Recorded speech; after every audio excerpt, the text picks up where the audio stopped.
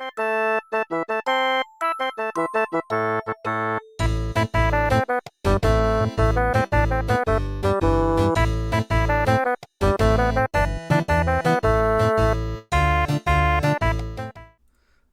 right, you guys, check it out. So for number one, we have that, I don't know how to say this, but Chavi?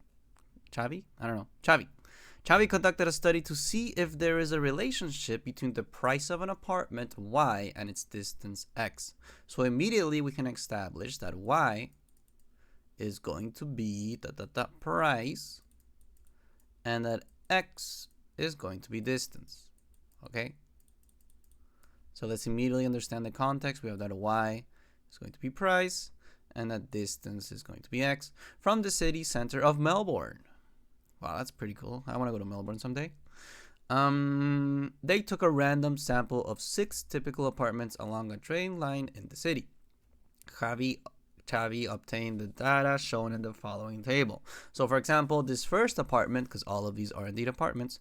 So apartment number 1, we have that is 7 kilometers from the city center, and the cost of it in millions of dollars is 2.61. See? Apartment number 2 is over here. It's 8.4 kilometers from the city center, and its millions of dollars in price is 2.44, etc., etc. All of these are different apartments. In total, we have 6 typical apartments. A plot of these data is seen in the following graph, and so as you can see, here is all of my data. For example, apartment 1 that we said was at 7 kilometers and costs 2.61 is right here with the 7 and the 2.61 up there. See? So all of these different sets of points are effectively in my graph. The one thing that might be confusing you about this graph right now are these symbols down here. See? Now guys, this is a classic. It happens all the time, and I need you to make the following observation.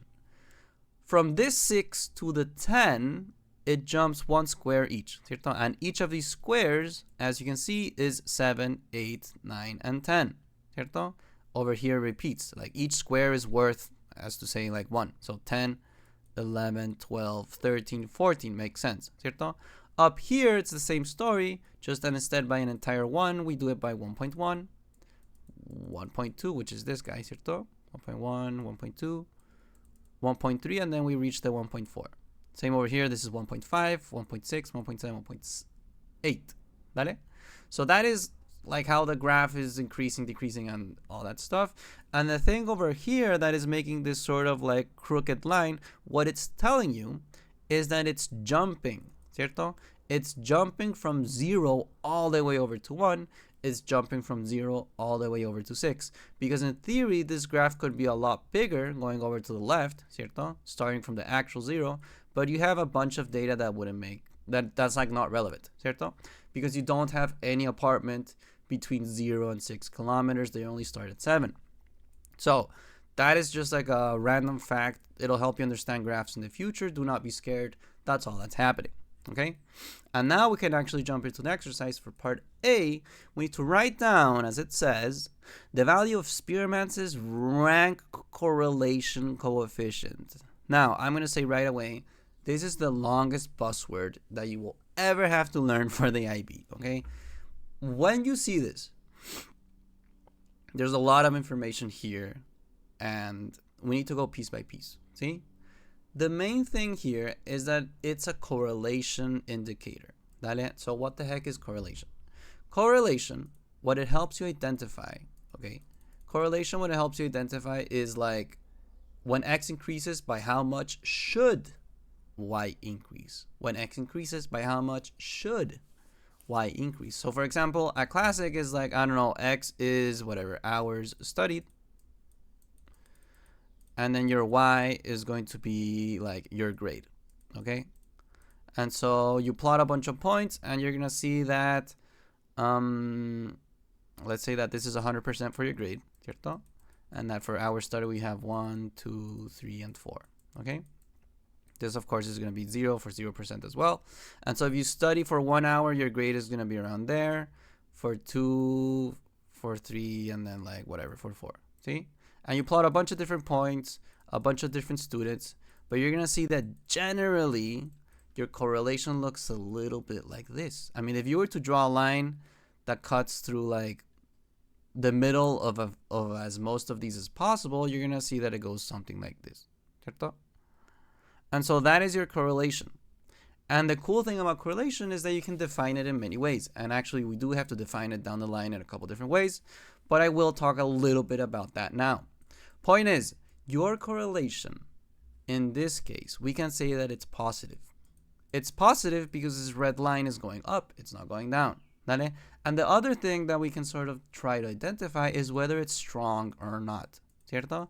Because you can have a positive correlation, something that, I don't know, you put a bunch of different points, okay, and you end up with a positive correlation, but maybe it's not too strong because these points are very spread apart. If you draw the same graph, but do a bunch of points really, really together, and you also end up with a positive line, this one down here is much stronger because the distance from all the points is very short, it's very little, while the distance from the points over here is much larger. So the correlation up here, we would say that it's probably positive but weak, while the one down here is positive but strong. Okay? And so that's the sort of stuff that correlation helps you identify, helps you talk about, it's a statistics thing. Okay? Now, there's a lot of different ways to try to find that correlation indicator. There's more than one. And the two that tend to show up for AISL is the Spearman's blah, blah, blah, blah, blah, rank correlation coefficient, okay? And the other one that can show up, interestingly, also in this exercise, is Pearson's product moment correlation coefficient. So this is a little bit different. One of them is rank, the other one is product moment, and this is an excellent exercise for us to take a moment and really try to understand both. So for part A, it's only worth 1 point. It's pretty easy. But you do have to know the difference between Spearman's rank and Pearson's product moment. They both evaluate correlation, just that in slightly different ways. And so Spearman's rank correlation coefficient for part A, it's very important that we rank our numbers and stuff. See? So if we go up here, okay, if we go up here and we go ahead and rank these apartments in different sort of values, what you should be finding is the following, okay? If you were to rank these values by highest to lowest, so that's the first idea. Rank is going to be from highest to lowest. And so for Spearman's rank correlation coefficient, we're going to rank our values from highest to lowest, and we're actually going to repeat this graph, okay? We're going to have the same 6 apartments, and we're just going to be ranking them. So that's the first one. Here's the second, third, fourth, fifth, and sixth. See? So we're still going to have X for kilometers. We're still going to have Y for, dollars or whatever. And this right here is going to be for part A for the rank. Okay? So think about it this way. This 7.0, if you were to rank it from 1 to 6 for the 6 typical apartments, in what place does it land?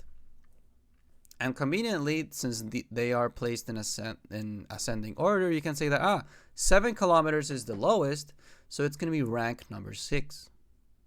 8.4 is the next highest, so it's going to be rank 5. 10.3 is the next highest, so it's going to be 4. 12.5 is the next highest, so it's going to be 3.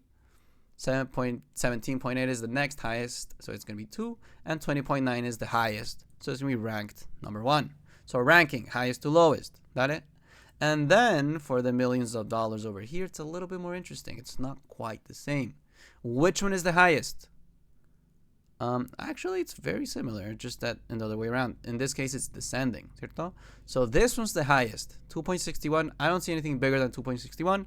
The highest is going to be here, so that's going to be rank 1. The next highest is the 2.44, rank 2. The next highest is 2.03. And we can follow that logic all the way down. So this is a very particular case where Spearman's rank correlation coefficient looks like this, ¿cierto? 6, 5, 4, 3, 2, 1. And down below we have 1, 2, 3, 4, 5, 6. Usually it's more spread out and it's kind of wacky, but in this case, it played out like that. Okay, it is what it is. You gotta rank highest to lowest, don't forget that. And so now we have our, think about it this way, the table of ranks. Once you have the table of ranks, you're ready to find Spearman's rank correlation coefficient. So all you have to do for this is actually put this table into your calculator. Now, where the heck do you put it into your calculator? Well, it's statistics, so you're gonna press stat, okay? And I'm just gonna show you like what would probably happen to you the day of the test. See? So you see Spearman's rank correlation coefficient. You remember that it's something about a table, so you write out the table, you rank them, ¿cierto? And now you're not sure where to put it, ¿cierto? So you go to stat, you go here or there, you're not sure what's going on, but eventually, right, you're gonna find probably calc, and here you have line reg, ¿cierto? And you remember, and this is important that you associate it to, ¿cierto? It's very, very important that when we talk about correlation, you need to be thinking for the AISL level, you need to be thinking in line reg, okay? You need to be thinking in line reg. So you think in line reg, you press line reg, and you see what it asks for. And it's asking for L1, L2. So that means I gotta go to L1, L2. Where the heck is L1, L2? Stat, edit. Here you have L1, L2. See? So it's very important that we leave clear the procedure that I want you to go through. For part A, you recognize the word correlation. I need you to associate correlation to line reg. You're gonna go to line reg, and you're gonna, through there, figure out what you need to do. So you go to line reg, you don't remember well what to do, you press it, you see that it asks for list 1, list 2. The stuff down here actually doesn't matter.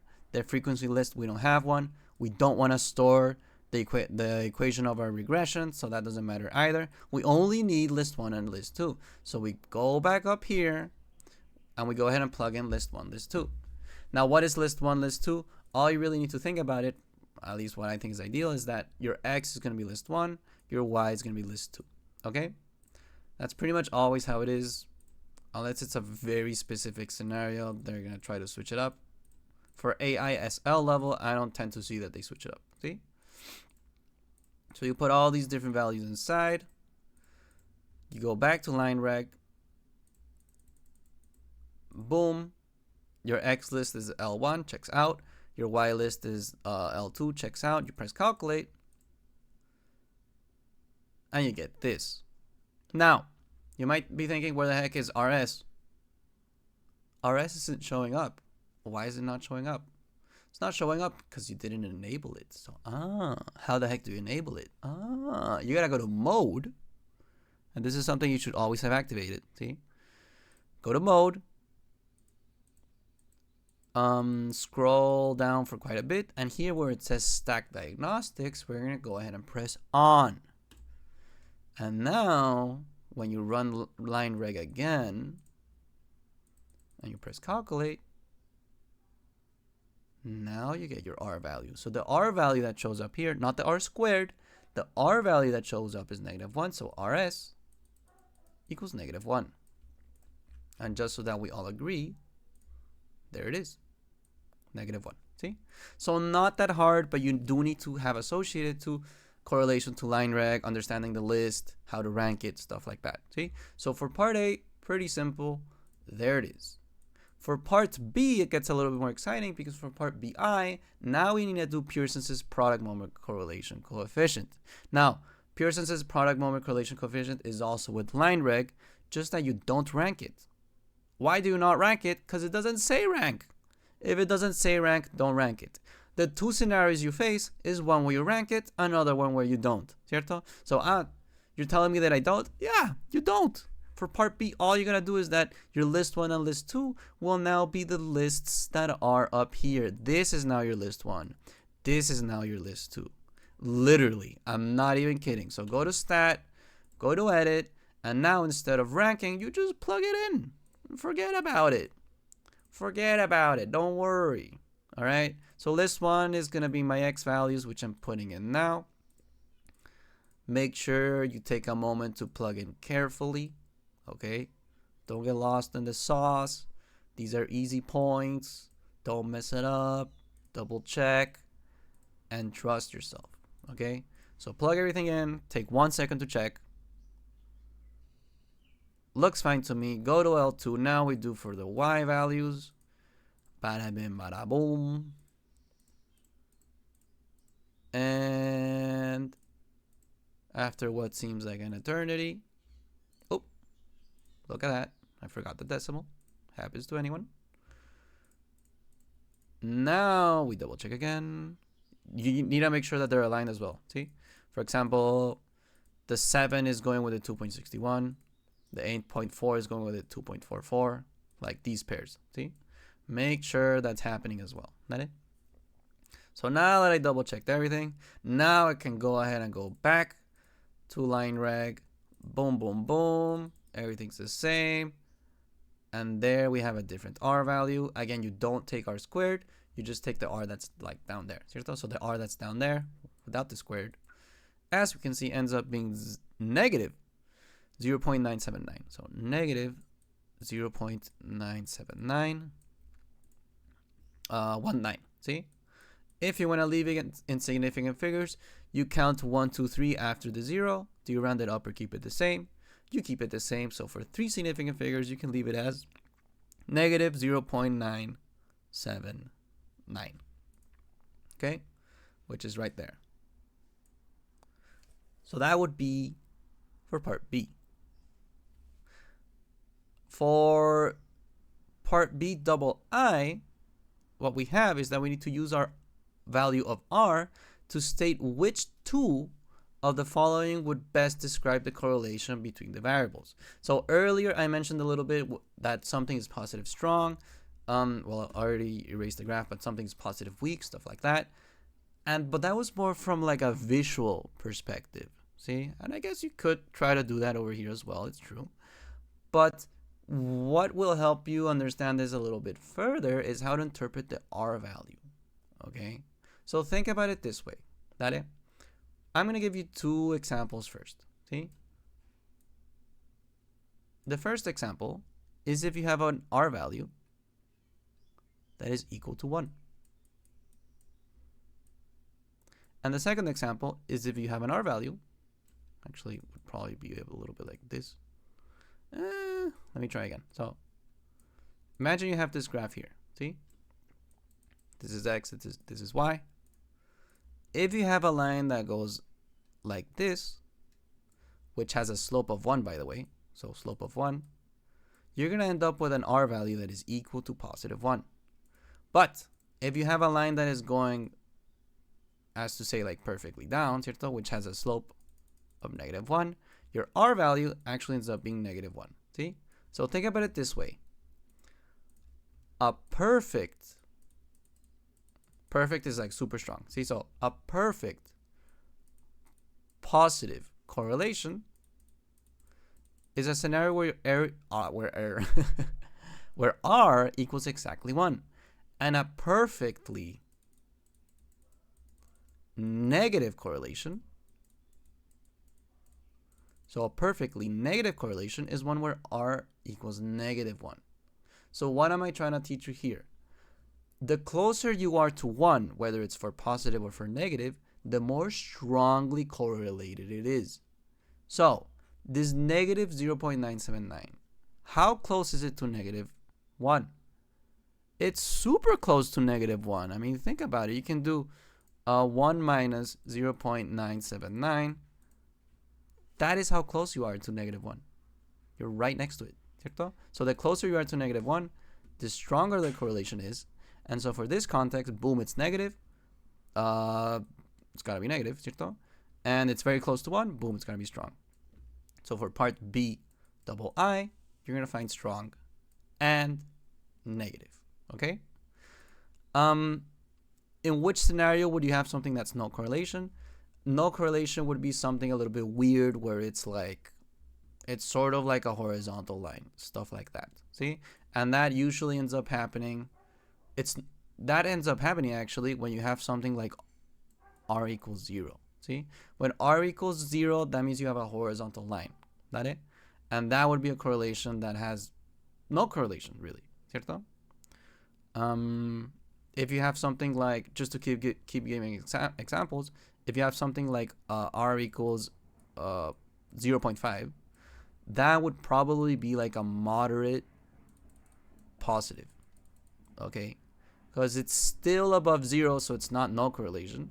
But it's not close to 1, so you would call it moderate, but it's positive. ¿Cierto? And you can, so that way moderate positive. And to finish the idea, you can also have something that's like r equals negative 0.5. That could be moderate negative. With my wonderful handwriting that does say moderate. Okay, enough about correlation. There we go. See? Moving on, we have that the relationship between the variables can be modeled by the regression equation y equals ax plus b. And for part C, we need to write down the value of a, the value of b, and according to the model, state in the context what the value of b represents. So, again, fairly easy. We already plugged into our calculator using line reg. And it was very useful to do that because the cool thing that line reg does is, look at that, parentheses ax plus b. And over here we have parentheses ax plus b. The linear regression is a line, and this is the equation of a line. So you plug in, and already you can very easily express the value of a, the value of b. It literally says up there, see? So the value of a in this case, from my line reg, really, is negative 0.9920. If you want to do significant figures, you count 3 after the 0, so 1, 2, 3, round it up or keep it the same. You keep it the same. So value of a, we can leave it as negative 0.992. And the value of b, we also have it up here, 3.191. See? 3.191. You count 1, 2, 3 with the 3, ¿cierto? Round it up or keep it the same. You keep it the same. So for b, you can leave it as 3.19. If we go over here, that's exactly what I'm ending up with. Okay? Dale. So that would be for part CI and part CII. And now for part CIII, we have that according to this model. State in context what the value of b represents. So again, this is a little bit more of a context problem. And two things to mention here. One, the answer, which I'm going to explain in a second. But secondly, any context problem, you guys, any context problem is something that you can claw points for, ¿cierto? Without answering the rest. You don't need part A, you don't need part B, and you don't need part CI and part CII to respond what part CIII means, because it's a context problem, okay? If you go over here we don't express any number. It's a context of understanding how the regression works. And the same thing happens over there. State 2 reasons of why blah, blah, blah, blah, blah. There are no numbers down here. For part D, sorry. Oh yeah, there are no numbers here. It's literally just understanding what it means. Okay? So, keep in mind for context problems, especially for paper 2, if you need a claw for points, be on the lookout for those. See? You don't need anything from before in order to answer this and to answer this. So keep it in mind. ¿Vale? And now for the actual answer, it says, according to this model, state in context what the value of b represents. So think about it this way. If I were to graph that up here, ¿cierto? Let's remember that this b is not next to x. And so this b has to be the y-intercept. So that's just like a quick maths you can do. Whatever doesn't have x is the y-intercept, period. But it's also the y-intercept because the y-intercept, what we know, is that it's a value that has 0 for x and it's some y. And if you plug in 0 for x in this context, you end up with a times 0 plus b. A times 0 is just 0, so y equals b. ¿Cierto? So y equals b because for the y-intercept, y equals b. That's what I'm trying to tell you. So here you have the y-intercept. And the y-intercept, if I were to put it, is, it's actually way up here. It's like there. See? Now in this context, b, which is right there, the 3.19, b is here. It's the point 0, 3.19. And what does that mean in this context? Well, think about it this way. What is y in this context? Y in this context is price. And so if the y-intercept is 3.19 for price, you can sort of think that because that's the y-intercept, that is like, well, here it's going down, ¿cierto? So that's the maximum price that can get charged, ¿cierto? Because 0, let's remember it's the distance, right? So if distance is 0, you can't get any closer to the city center. And the closer you are, the more expensive it is, ¿cierto? Generally. And so in this context, if you're very close to the city center, then the highest price you're going to find is 3.19. So for part C triple I, the context of what value B represents, I would say something like it's the maximum price you're going to find for an apartment. It's the price of an apartment the closest you are to the city center, stuff like that. Okay, so really understanding that B in this equation is the y-intercept is what helps you unlock the answer. And as you can see over here, they actually say B represents the typical price of an apartment in the center of the city, because since it's the y-intercept, you're talking about 0, 3.19, and we know that our x values are how far you're from the center of the city. So if you're 0 kilometers from the center of the city, you are at the center of the city. Fair enough? That is for part C.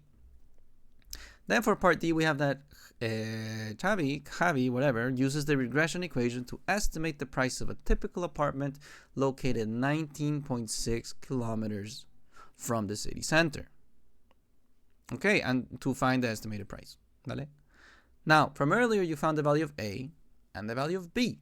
So if you plug these guys over here, what you end up with is y equals negative 0.992x plus 3.19. And from the context of the problem, we have very, very clear that x is distance, while y is price. And so in this part, you need to find what thing? Find the price. And so you don't know y, but you do know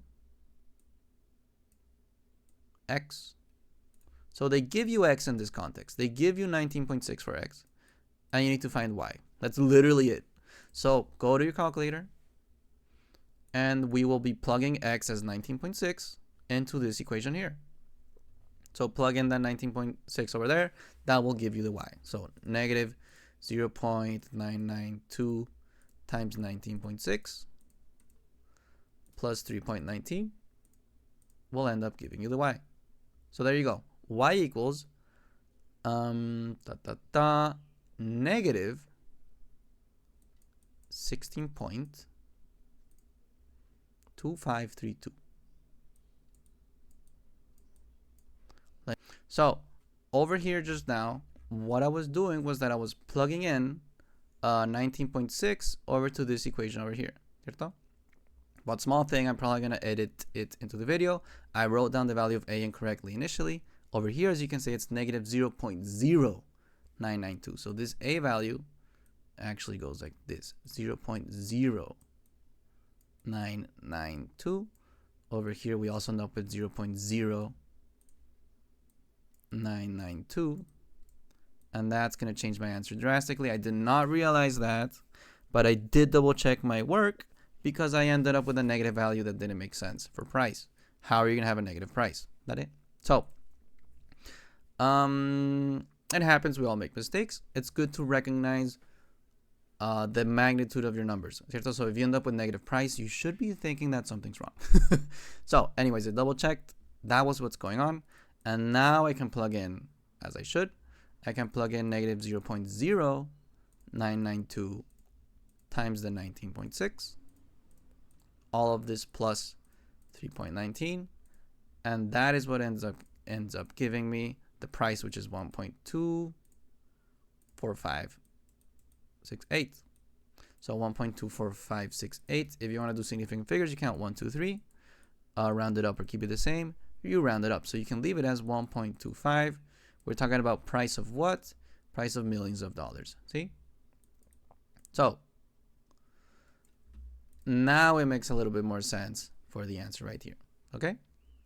So that would be for part DI. And for part D double I, we need to state two reasons, okay, that Javi might use to justify the validity of this estimate. So this is a classic sort of question, which is really understanding that the linear regression, when you use it for predicting stuff, ¿cierto? It can have some pros and some cons, ¿cierto? But really, the main reasons for pros that like help you in this sort of scenario is earlier ¿cierto? Earlier you mentioned that you have a strong correlation. So if you have a strong correlation, that is already a very, very good reason for part D double I, which is strong correlation, ¿cierto? If you have a strong correlation, it's more likely that your prediction is correct. If you have a weaker correlation, it's more likely that's going to mess up along the road. So strong correlation is definitely one of the sort of arguments they can use. But the other argument that you can use, which you saw earlier, is what they call interpolation. Got it? And interpolation, what it does, as you can see on the answer key here, interpolation, what it means is basically that it allows you to predict, ¿cierto? So up here, we are looking for an apartment which is 19.6 kilometers, ¿cierto? And so 19.6 is around here, see? So do you think that with the data that I have, can I predict the price of an apartment that is at 19.6 kilometers? Probably yes, because my data is actually within that range. 19.6 is within the range. Now, if I were trying to predict something which is at, I don't know, kilometer 30, then I don't know. It's a little bit far out, and interpolating from there is much, much more different because your data is not within that range. Maybe after 25 kilometers, you're like, I'm making this up, you guys, okay? But maybe you're like in the rural area, so apartments, their price would be much more different. Come on, you know what I mean, okay? So that's the thing about interpolation. Because you're in the range of your data, you can put interpolation as a strong reason that Javi can use this to validate his estimate. So the two main things are that you have a strong correlation, and by nature you can interpolate your data. It's within your range of data. Blah blah blah. Got it? So that is what I would say for part D. And then we can see that question 1 keeps on going. And here's a very important sort of observation that I can do. Okay? For paper 2, what you're going to face a lot of times is that really one question has 2 exercises like inside of it. The first part of this exercise was everything about Spearman's correlation coefficient, this or that, blah, blah, blah, blah, blah, blah, blah. ¿Cierto? But this second part is all about, as you can see, a t-test, a null hypothesis, an alternative, a p-value, etc. So this second part of the exercise is really like a t-test problem, you know? Why do I say this? Maybe you know nothing about correlation, but you know everything about t-test. And what you can do for paper 2 is that you can skip ahead all the way to part E and never do parts A through D, okay? And it's important that you have this mentality for paper 2 because that happens a lot, ¿cierto? Even for number 2, just looking at it, like skimming it quickly, I bet that a lot of these questions, you can answer them independently with stuff from before. Just looking at it from right now, this in itself seems to be its own exercise, okay? For number 3, number 3 might be a little bit different, but number 4, dale, this seems to be its own exercise, and this seems to be its own exercise, ¿cierto? So keep that in mind for paper 2. One question usually has like 2 exercises like stapled together, see? So have that in mind, don't forget it. It's just a test-taking strategy. So now we jump into like the t-test part of the problem, and we have to verify whether this relationship applies in a different direction from the city center, ¿cierto?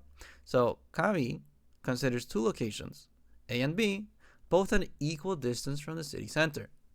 They take a random sample of 7 apartments from each location and record the prices in millions of dollars in the following tables. So all the apartment prices in location A look a little bit like this, and all the apartment prices in location B look a little bit like this. And they're both equal distances apart, ¿cierto? Maybe these are 5 kilometers to the north, and these are 5 kilometers to the south, but they're both 5 kilometers. And so that being said, we have that Javi, or Chavi, I'm not sure yet, conducts a t-test at a 5% level of significance to see if the mean apartment price in location A is different to the mean apartment price in location B.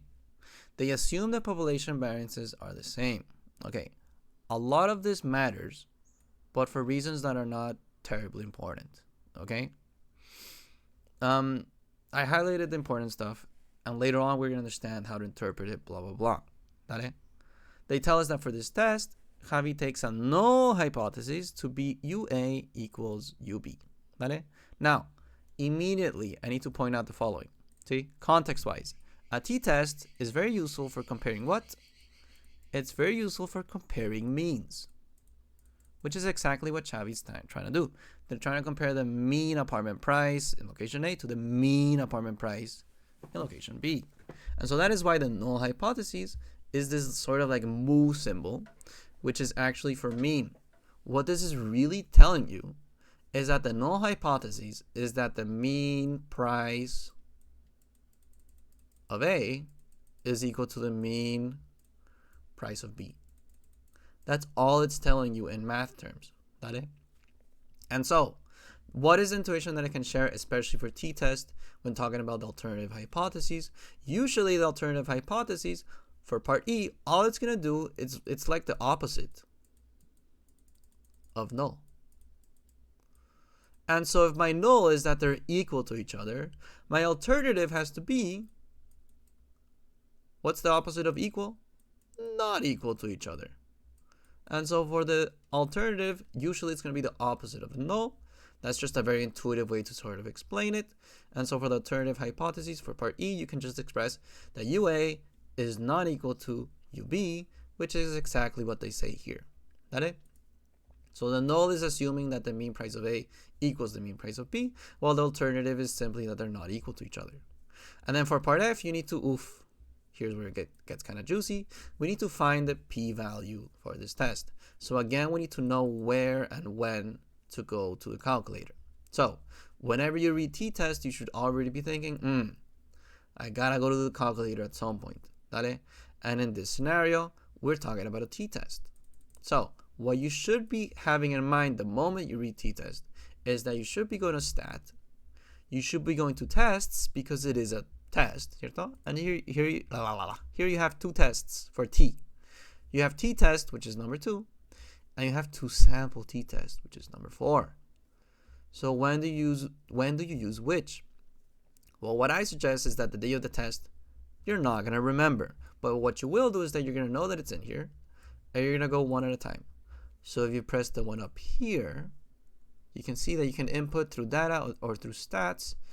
And usually you're going to input through data. I don't think you ever input through stats at AISL. And as you can see, you need to put a mean. You need to put one list. And down here, you define your alternative. So, you're going to put one list, but over here I got 2 lists. So, your 2 main tools for t-test are t-test by itself or 2-sample t-test. It's got to be a 2-sample t-test. And so here, you have 2 lists. That makes a little bit more sense. Here you express the alternative. And then here you have this thing called pooled. Let me go one by one, okay? For list 1, list 2, all you have to do is be consistent. We're going to call this list 1. We're going to call this list 2. So bada bing, bada boom. That is already cleared up, ¿cierto? Then we have frequency 1, frequency 2. And this, you're pretty much always just going to leave it as 1. ¿Cierto? This talks about frequency lists. Maybe if I put a 2, I think it multiplies everything by 2. It's something weird like that. We're not going to care about it. All I've ever seen for AISL is that frequency list stays as 1. So don't worry about that. Just leave it as it is. And down here, as I said, you got to express the alternative. So in this case, the alternative, as we said, was UA does not equal UB, which is exactly what we do up here. U1 does not equal U2. So in this context, the A is like the list 1, and the B is like the list 2. So UA does not equal UB is the same as saying U1 does not equal U2. But the main idea I can share here is that in this part of the calculator, you are actually expressing the alternative hypothesis, okay? And for pooled, you will always be putting yes. Now, why are you always putting yes for pooled? Because what pooled is sort of asking for is the variances. If they have the same variance, we consider it pooled. And right here, I highlighted way earlier that we assume that the population variances are the same. If they are the same, then pooled is going to be yes. Okay? Now for the AISL level, I always see that pooled has to be yes. I don't think I've ever seen that it has to be null. Okay? So, we gotta plug in list 1, list 2 now, ¿cierto? So go to stat, go to edit. This allows you to put list 1, list 2. I can clear easily going up top and then pressing clear, enter. And let's go ahead and plug in. So list 1 is 1.21, and then 1.25, 1.31. So I'm just uploading like this data here. 1.32, 1.58, 1.95, 2.13. Make sure you check your data. Oops, I forgot a decimal. Happens to anyone? Yeah. 1.21, 25, 31, 32, 58. Yeah, looks good to me. And for list 2, we go ahead and plug in. We end up with 1.51, 58, 69, 61, 72, 81, 95. Last but not least, check your decimals, but also that they're aligned, ¿cierto? The 121 is going with the 151 in terms of like location. The 125 should go with the 158. Yeah, so everything is fine and dandy. So now, we can find the p-value for the test because we actually run the test. So go to tests, to sample t-test. The alternative is the alternative. It's going to be pooled. And we go ahead and calculate. Sorry about that. And you get a bunch of stuff. See? All you really need to care about for this part is the value of p, which is right here. 0.022. So p-value has to be 0.02239. If you were to do 3 significant figures, you count 1, 2, 3 after the zeros. Round it up or keep it the same. You round it up. So you can actually leave this, if you want, for significant figures, as p equals 0.0224. And if we check over here, checks out. That it? So, that is part F. That it? And for part G, we need to state the conclusion of the test and to justify the answer. Now, this has to do with interpreting the p-value with the level of significance and a bunch of stuff, but I think it's a little bit easier if I explain this through a graph. And you can do this also the day of the test, if your calculator allows it. Back in my day, I think it didn't. But sometimes you can press draw, see? So even if you don't have this function, it's going to be very useful for me to explain how this actually works, see? So there we have our t-test distribution sort of thing, blah, blah, blah. Okay. And, I mean, think about it this way. Dale? For concluding this test, what the p-value is giving you, okay? What the p-value is giving you is basically this, in the most intuitive terms possible. Dale? So the p-value, what it's sort of like means is that if the null is true, then the probability that you're seeing this, that's also why it's p-value for probability, or at least I like to remember it that way. The p-value, if the null is true, then the probability that you're seeing this is 0.02239, which is the same if you pass it to a percent, ¿cierto? It's the same as saying 2.24%, ¿cierto? So this as a percent is 2.24, ¿cierto? Because you just multiply by 100, add the percent symbol. Yeah, this as a percent is 2.24%, ¿cierto? So the p-value that we got is basically if the null is true, or actually more than if, it's the same thing really, but assuming the null is true, then the probability that you're seeing this is 2.24%. ¿Vale? And the level of significance, they told us that it's 5%, ¿cierto? And so essentially, the test, what it's sort of trying to do is that whatever you're seeing, you will assume it's a special sort of scenario or whatever if the probability of seeing this is lower than the level of significance. ¿Vale? So think about it this way, like these are two apartments. Sorry, you have location A, location B, and the prices of each, ¿cierto? And so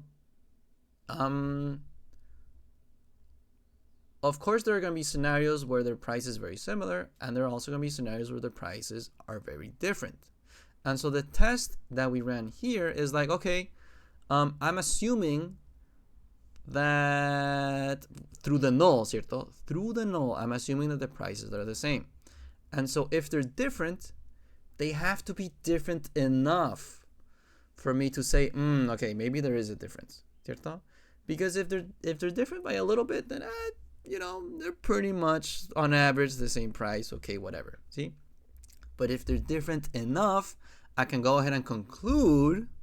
Okay, there's a real difference. There's a big difference. Like, okay, dale. And so how different does it have to be? The level of significance is basically what asks you to define how rigorous you want your test to be. So if it's rigorous enough, if the difference is big enough, then boom, come on, there's an actual difference, ¿cierto? And so the p-value that we got was 2.24%, while the level of significance is 5%. And so what's happening here is that we were considering like a very far out scenario, anything that had a probability of 5% of happening or less. And the probability of seeing this is 2.24%. So it's actually lower than what we expected. It's very special what we're seeing. What we're seeing is very special. And so for concluding the test, yes, you can memorize it, but I gave you this monologue to help you understand a little bit better. The conclusion of your test is basically that p-value is less than the level significance. Literally, that's it. So because your p-value is less than the level of significance, you're going to go ahead and reject HO. You're going to reject the assumption, because if this assumption is true, then the probability that I'm seeing this is 2.24%, which is much lower than my sort of benchmark, which was 5%, ¿cierto? It's much more rare than what I thought. There's a much bigger difference than what I expected, and there is such a big difference that my null is probably wrong. It's got to be wrong. Your conclusion, through knowing that the p-value is less than the level of significance, is going to be to reject the null hypothesis, exactly because of this. And this right here is saying that the p-value is less than the level of significance. Okay? All they did was like sort of plug in the values for p and the values for level of significance. To get full credit, make sure you do that. But the main conclusion is that you reject the null hypothesis. So that is for part G. Dale? And last but not least, for part H, we need to state one additional assumption that Javi has made about the distributions to conduct this test. And so here, I think it's a little bit more intuitive if I just show you the answer. But in this case, it says that the two populations are normally distributed. Okay? And this has to do, if I remember correctly, ¿cierto? This has to do that for a t-test, you need the distributions to be normal distributions. Or at the very least, you need them to be distributed in the same way. Because how are you going to compare location A and location B if the apartments are distributed in a completely different fashion? ¿Cierto? They have to be distributed in the same way. And for t-test, for means and stuff like that, you assume that they are both normally distributed. See? So the main idea here is that the distributions have to be the same, but specifically a normal distribution, because for a t-test, you can only use normal distributions for a t-test. That's the big reason for part H, that a t-test, okay, basically requires normal distributions. Okay? So that would be for part H, and that would actually be for number 1. So the main tips I can sort of try to show you here is that remember that number 1 is split into 2 exercises. And I think this was actually a great sort of summary of everything you need to know for the correlation problems, which includes the rank and the product moment, and also for the t-test. See, the t-test is a classic. They love to ask it. And I keep seeing more and more like these type of questions that require you to understand what you're actually doing, okay? Because for the day of the test, and especially if you have this tomorrow and you're studying last minute, remember this by memory. See, this is the kind of stuff, and I actually used to teach it this way, like just remember this by memory and you're gonna be fine, ¿cierto? Because if you memorize this scenario that, oh, this is when you reject the HO, then you also know when to not reject the HO, ¿cierto? So as long as you just memorize this, you can forget about it, bada bing, bada boom. But I do think it's important to understand why. To really learn something, you guys, maybe you don't like math, but whatever you end up doing in life, to really understand and know something, you have to understand the why.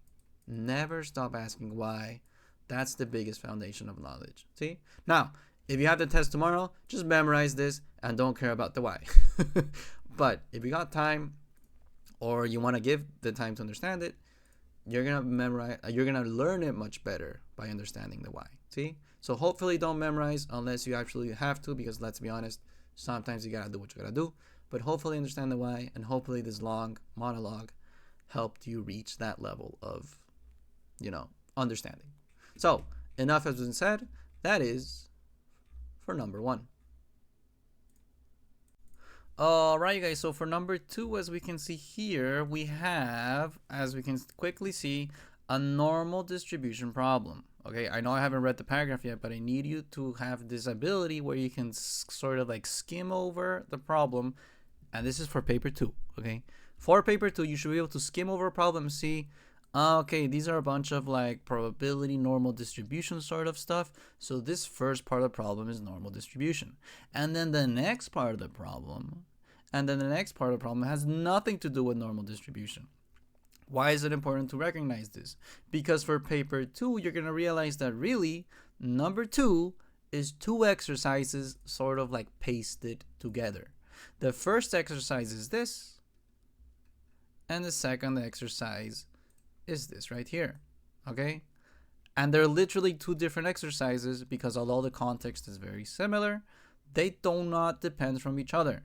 If you don't know anything about normal distribution and you recognize that this is the first exercise and there's a second exercise below, you can skip over to the exercise below and try to get these points, okay? Especially for paper 2, claw for points wherever you can. Recognize this pattern in paper 2. It happens all over the place, see? Well, this PDF is a little bit scratched up already, but for number 1, we also had a scenario where this first section from like A to D basically was only about correlations and stuff like that, and then from E to H it was only about a t-test. So it's a completely different sort of exercise, a completely different set of skills, although it's still part of the same number. It's still part of question 1. So just be on the lookout for that. It might save you the day of the test. Now let's jump into the exercise, and we have that the company Fred Express delivers packages. From past experience, the time taken, T, so immediately we can say, okay, T is going to be time taken to deliver a package, follows a normal distribution, okay, with a mean of 64 and the standard deviation of 12, okay?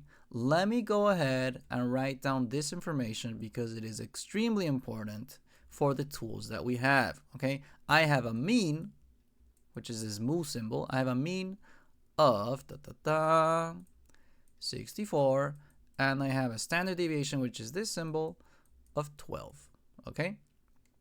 So for part A, B, and C, actually, we will be encountering all the different tools we need for normal distribution, see? So let's first have very clear how that works. For normal distribution, at the AISL level, what I need you to have in your brain is that you have 3 main tools. You have this thing called normal PDF, you have this thing called normal CDF, and you have this thing called inverse normal. I used to call it inventory normal. I'm not sure why. I'm pretty sure it's inverse normal. Anyways, for the normal distribution, these are your 3 main tools. Once you learn these 3 main tools, you should be able to get full credit in any normal distribution problem that they throw at you.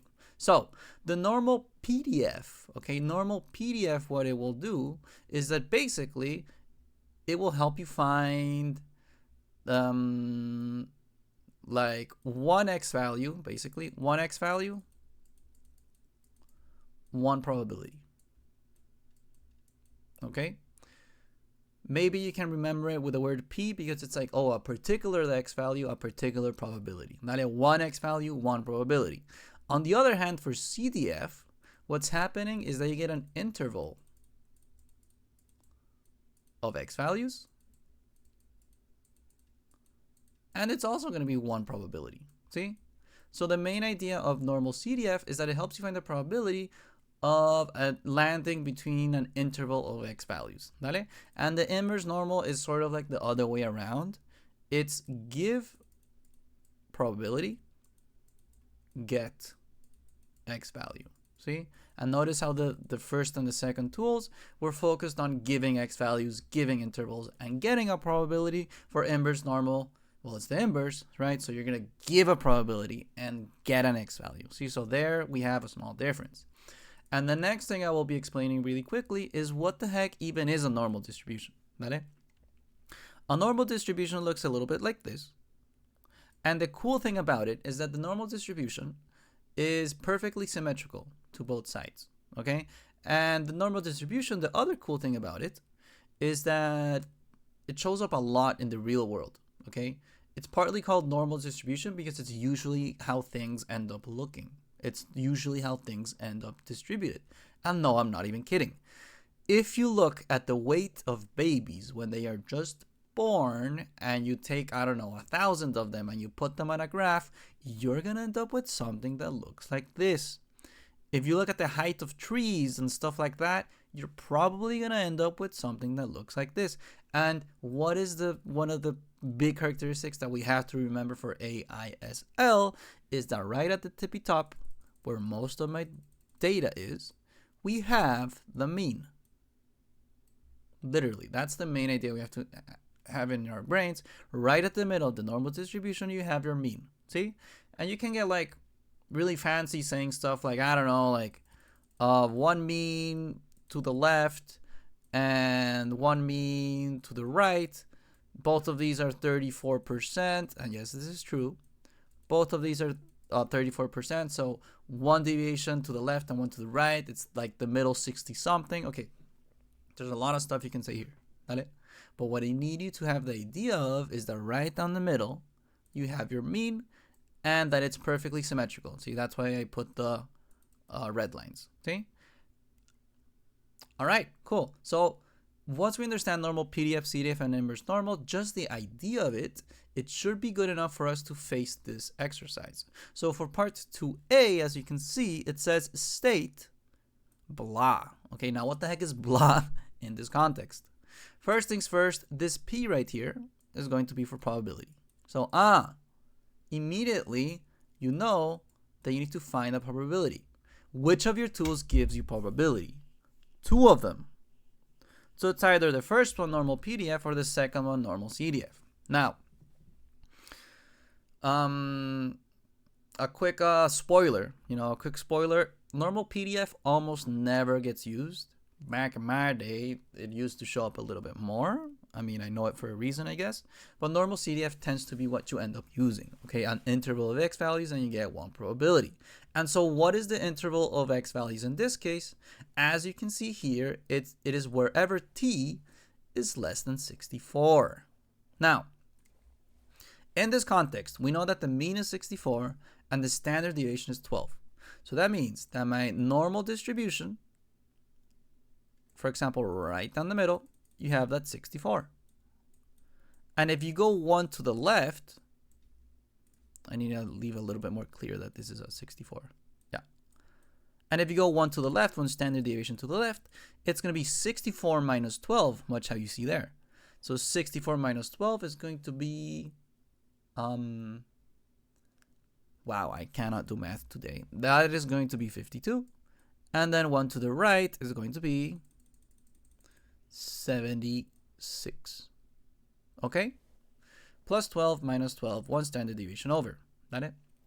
So if they're telling you to find the probability wherever T is less than 64, well, what are your X values or your T values? ¿Cierto? Where are your values that are less than 64? Well, 64 is the mean, and the mean is right in the middle. And so technically, it's going to be all the values for part A that are over here. all of this is going to be the probability you need to find for part A.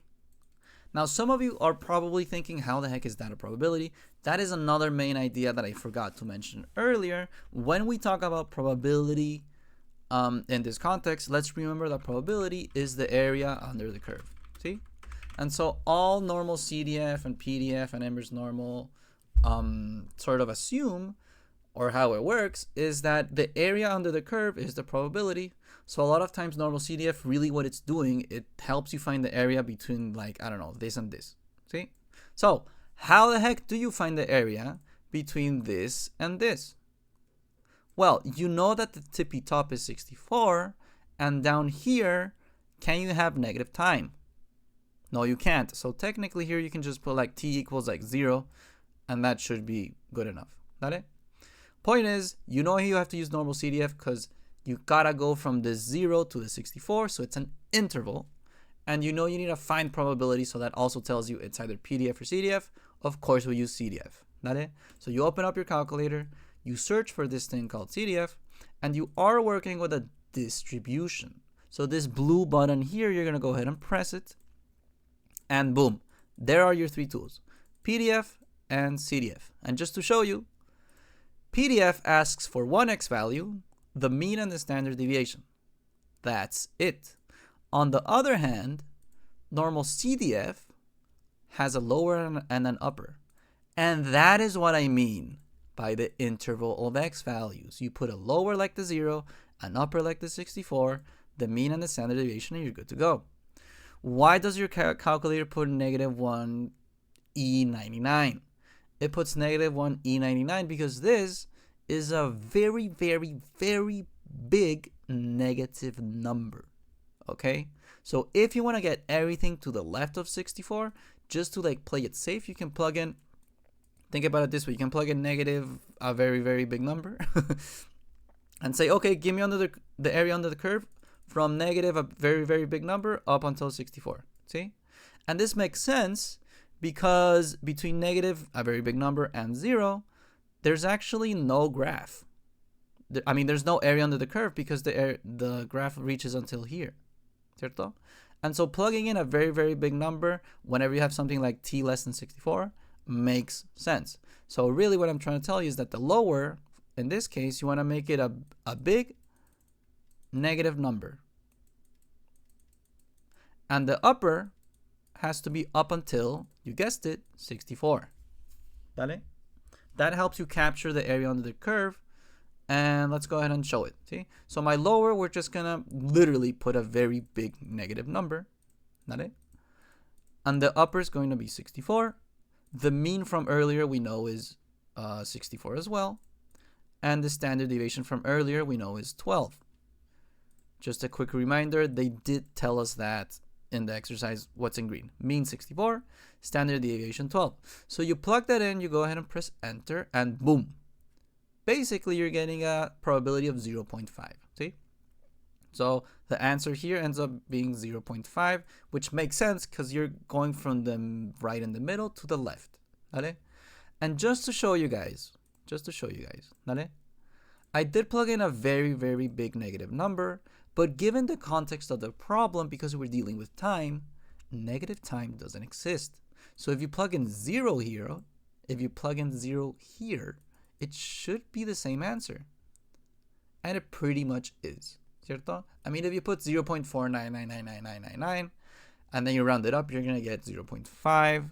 If you leave this as your answer, you're also going to get full credit. ¿Vale? So what I'm trying to tell you is that given the context, it can help you define the lower and the uppers much more easily. But what I like to do is like, okay, if it's less than 64, I'll just put a very big number for lower, a very big negative number for lower. And if it was something like this, like t greater than, I don't know, 80, then yeah, I would put lower as 80 and upper a very big positive number. ¿Vale? So enough has been said. For part A, you end up with 0.5. And just so you believe me, not that you should believe guys online, but just so you can believe me for the rest of the video, there you have the 0.5. ¿Vale? For part B, it says find the probability basically that you have a scenario where t is between 44 and 64. So, okay, that's pretty straightforward, to be honest. It's pretty straightforward. So all we have to do in this case, okay, all we have to do in this case is now find the area between 44, which is, I don't know, around here, and 64, which is still in the middle. See? So now for part B, it's finding this area. So clearly, now that we understand the intuition of the normal CDF, we know that it's an interval because they're giving me an interval x values. And so clearly the lower has to be this 44 that's right here, ¿cierto? And the upper has to be the 64. See? So the upper has to be the 64. The lower has to be the 44. That's what allows me to get this area under the curve. So you open up your calculator, you go to normal CDF. Your lower is now going to be 44. Your upper is now 64. The mean and the standard deviation have not changed. Go ahead, press enter. Bada bim, bada boom. There you go. 0.4522. 0. ¿Vale? If you want to leave it in significant figures, you count to 1, 2, 3 after the 0. Round it up or keep it the same. You keep it the same. So the probability, this is the intuition, the probability, okay, of randomly picking someone that took between 44 and 64 hours is 0.452, which is the same as around 45%. ¿Vale? And here you can see the 0.452. In this case, both points were just putting the right answer. If you're nervous about showing your procedure can literally be writing this, ¿cierto? If you write this down, that you did normal CDF, parentheses 44, 64, 64 and 12, all this is really saying, ¿vale?, is that you used the normal CDF function in your calculator, you plugged in lower for 44, you plugged in upper for 64, you plugged in 64 for the mean, you plugged in 12 for the standard deviation. So writing this as a parentheses can get you the method point if one of these 2 points would have been method. ¿Vale? It doesn't happen too often, honestly. ¿Vale? But sometimes you do have to prove that you know how you're thinking. Okay? Or for example here as well. You have to prove that you know what's going on. And so better play it safe than sorry. I suggest you write this down anyways. All right, cool. So that was more of a show your work sort of process. For part B, it's correct. And just so that we leave the answer written somewhere, part B is 0.452. Now for part C, it gets a little bit more juicy. Okay, for part C, they tell us that 30% of the packages are delivered in less than K hours. Okay, for part CI, we need to sketch a diagram of this normal distribution, shading the region that represents P, parentheses T, less than K. Okay, that's interesting. So, this one takes a little bit more creative thinking. And in this scenario, they're giving us a percent. So if they're giving us a percent, then they're giving us a probability. So we gotta give a probability and get the X value, which is the K that they're looking for. Okay? So immediately we can already identify, okay, yeah, it's inverse normal. Now inverse normal, what the heck did it ask for? Well, you're probably not gonna remember because no one knows by memory, but go to inverse normal, see what it asks for. You plug in the area or the probability, you get the X value. Okay? So, what number should you plug in? Let's really understand this like thoroughly. See? So, first we have to sketch a diagram of this normal distribution, shading the region that represents probability of T being less than K.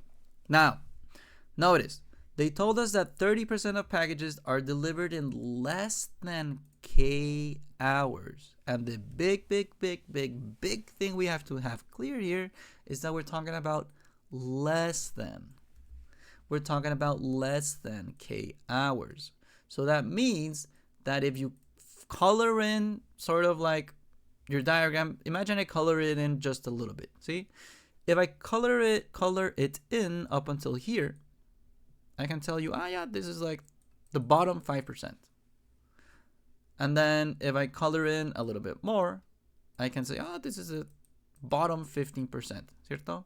So technically what's happening here is that you're coloring in percent by percent until, boom, you reach that 30%, okay? Now, this is the lower 30%. And why am I drawing in the lower 30% and not the upper 30%? I'm drawing in the lower 30% because in this context, the big word, that's the big hint about what to do, is that it says less than K hours. So it's gotta be on the lower end, or more than lower end, you gotta go like building the 30% from 0, okay? If it was more than K hours, then you would build that percent from up there, ¿cierto? So here you build it, or so to say, like from the left until you reach the 30%. Other times you build it from the right until you reach 30%, which would look like this, see? So have very clear when to use the lower 30% and the upper 30%. They sometimes try to catch you with that. So if it's basically, this is the 30%, and this X value here is your K. So if my mean was 64, then right here to the left of it, we have our K, all right? So this would be the diagram that we're sketching of the normal distribution, shading the region that represents this, ¿cierto? And as you can see, that is exactly what we drew over here. And as I mentioned, you have to have very clear that the highest point is going to be your mean, okay? So notice, 1 point is like basically drawing it nicely, ¿cierto? And the other point is leaving clear that right at the middle you have the mean, and K has to be to the left of the mean. It's got to be to the left of the mean because we're talking about the lower 30%, okay? If it was higher than 30, then yeah, maybe it would reach around here, see? But it's the lower 30%, so it's got to be to the left of the mean, blah, blah, blah, blah, blah. That is for part CI. For part CII, we actually need to find this value. Now, we can go ahead, go to the calculator, and quite simply plug in the area. Now, I'm initially going to do a mistake. See, so if I go ahead and put 30, and then I put 64, and then I put 12, you say, the area is 30%. And I was like, yeah, blah, blah, blah. You paste. Nothing's happening. There's an error in your domain. What is the error? And I'm showing this on purpose in case it happens to you the day of the test, just so you know. What's happening, okay, is that inverse normal, when you plug in the area, it has to be in percent. And so if you plug in 30, you're actually saying that this is, how much would it be? It would be 3,000%. If you plug in an area of 1, it's 100%. Actually, this should work, I think, actually. Nah, overflow, okay. Anyways, point is, that is like a percent, see? And so if you're talking about 30%, you gotta put it as 0.30 or 0.3. And now it's gonna work. Now you press enter. Now you get a K value that makes sense, which is 57.7, which is to the left of the 64. So for finding the value of K, all you did was inverse normal,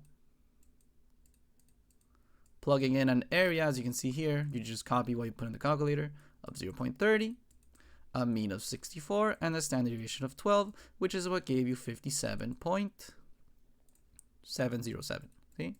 So if you round it up, thinking significant figures, 1, 2, 3, round it up or keep it the same, you keep it the same. So you can leave it, if you'd like, as significant figures like this. So that would be your value of K. ¿Vale? And part of your point in this case was a method point of showing that you used a commutative distribution function. The inverse function on the GDC. ¿Vale? So that is an important method point. I highly suggest you always express the inverse normal or the normal CDF. Just put it. Once in a while they ask for method points, and just put it. And I get the method point. It's an easy point. Yeah. Doing well in this test is not only knowing math, it's also knowing how they like to give you points. And a lot of points you have method points that you gotta watch out for. You gotta show your process, show what you're thinking. It's not good enough to just leave K as 57.7. All right, and then for quality control, The manager randomly selects 5 outgoing packages, and these selections are independent. And so for part D, you need to find the probability that exactly 2 of these packages are delivered in less than k hours. Now this is very hard to understand, like what it's actually going for, what it's asking. Not it? But it will say this. It's pretty common that you go through a normal distribution problem and they put binomial. They put this or that. How can you recognize that it's binomial? What the heck even is binomial? So for binomial, I need you to think in the word bi. Bisexual, by this, by that. Binomial is always going to be 2 scenarios. Whoops. And I like to express it as like, it's kind of like heads or tails. Binomial, in terms of heads or tails, it works like that, ¿cierto? And the main idea is it's either like you get or you don't. ¿Vale? You either, it's either delivered in less than k hours or it's not. Okay? And so how do you spot binomial distributions in the wild? There's like a couple main things that occur. See? So one of the hints that happens is that how do I say it? The trials are independent, which is actually what they're telling you right here. These selections are independent. So on the one hand, for binomial distribution, the trials of each are independent. When you throw a coin to see if it's heads or tails, throwing the next coin, the result is independent from the one before. There isn't any energy of the universe saying, oh, if you rolled heads 3 times, the next one has to be tails. Nuh-uh. It's just kind of crazy to get 4 heads in a row. Yes, that's true. But it doesn't affect it in any way that you rolled 3 heads beforehand. Okay? So the trials are completely independent. And the other sort of intuition that's kind of hard to explain, it's like the head or tails mentality that is also kind of like, think about it like 2 scenarios. See? And so the 2 scenarios here are either that they get delivered in less than 5 hours. They get delivered in less than k hours, or they don't get delivered in less than k hours. That's it. And the last big hint, and this has a little bit more to do with AISL, but if you find the word exactly, then it's a pretty good hint for binomial. See? The cool thing about binomial distribution is that you can say like, okay, if I have 5 outgoing packages, what's the probability that exactly 2 are less than k hours? That is a very sort of like binomial distribution problem. See? So the more theoretical sort of concepts I can share is that the trials are independent and that there's the 2 scenarios mentality. And the buzzword that can help you a lot is if you find the word exactly. Okay? Binomial distribution problems usually have the word exactly inside of them. So how the heck do you even do this? What are the tools that I have? Let's find out. We are again talking about a distribution, so you gotta go to the distribution table here. I mean the distribution page tab, your tools. Okay, so you go to distribution and scroll until you find binomial. There's a lot of fish in the sea. Yours will come. So here we have binomial PDF and CDF. Now we gotta be honest. We're professionals at this time. We know what's going on. We know that PDF is like 1x value and CDF is for an interval. So in this case, well, which is it? Exactly 2. So how many trials? Well, the manager selects 5. The probability of being delivered in less than k hours came from part CI, which is 57.7. So the P, the probability is 57.7. And we're talking about exactly 2 being delivered in less than 5. So boom, we can put 2. Boom, you press enter. And another domain error. I did this on purpose. If you recognized it earlier, good job. If not, don't freak out. Go back here and you're going to realize, once again, and I show this because it's important to know how your calculator works. I feel like there's like 3 or 4 things that you got to know very well for this test for you to do well. The first one is how the mark scheme works. Be very wary of putting method points. The second one is being familiar with the formula booklet. It has a lot of different tools, and being familiar with how the calculator works and all the tools that has. See? So don't get caught up in this stuff. If you found a domain problem, it's because this probability here, putting it as 57.7, means I am saying that there's a 5,770% chance, which is crazy. It's kind of crazy. Okay, so you gotta leave it as 0.577. Now it's gonna work. That it? Bada bim, bada boom. The probability of exactly 2 of these packages being delivered in less than K hours. Make sure you show your work, especially because it's worth 3 points. If it's worth 3 points, there's probably a method point somewhere. Yes, there is. Okay? So, especially when it's worth a lot of points, be very aware of the method point. Show your method like this.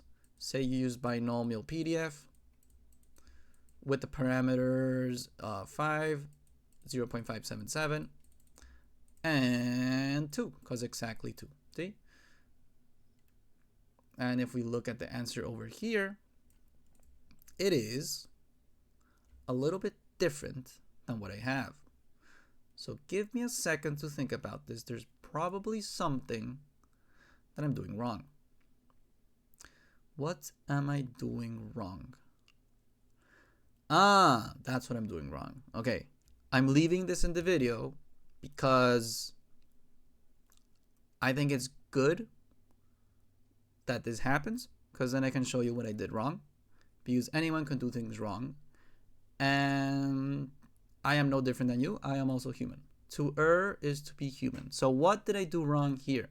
What I did wrong here, okay, was that the probability that I put in, ¿cierto? The 0.577, I kind of worked a little bit fast. Oops, not here, sorry. Had a binomial PDF. So what I did wrong here was that, okay, the trials were 5. I put probability as 0.577, and my X value was 2, because exactly 2. So the trials are perfect because we're talking about 5 outgoing packages. The X value is 2, which makes sense because we're talking about exactly 2. And PDF is going to be for an exact value. All good over there. But this 57.7, I kind of zoned out a little bit, and that's the value of K. So one thing is that down here, you have the 57.7. And another entirely different thing is that the area under the curve is 30%. So what I should have plugged in here was the probability of it being delivered in less than K hours. The 57.7 was the amount of hours that makes it from 0 to 57 be 30%. So really the probability here, I should have put 0.3. My bad, happens to anyone. There we go. So now it makes a little bit more sense. The answer would be, changing this a little bit, the answer would be, you plugged in 0.30 for probability. The answer ends up being 0.3087, which, if you consider significant figures, you count 1, 2, 3, round it up or keep it the same, you round it up to 0.309. Which is what's happening there. That it? So, ladies and gentlemen, that would be for part D. And now is sort of like the second part of the exercise, which is just like an entirely different exercise. It's gonna get wild. That it? So this next part doesn't have much to do with normal distributions or any distribution at all, to be honest. See? But it's starting to turn into a classic. I realized that they asked it for paper 1 2024, something very similar. So I'll show you how it works and blah, blah, blah. See? So this is starting to turn into a more common problem. Make sure you learn it well. We have that, the Fred Express. I just gotta say, that's got a ring to it. The Fred Express. It flows with the tongue, you know? The Fred Express. The Fred Express charges a fixed amount of $4.50 for any package weighing 1 kilogram or less.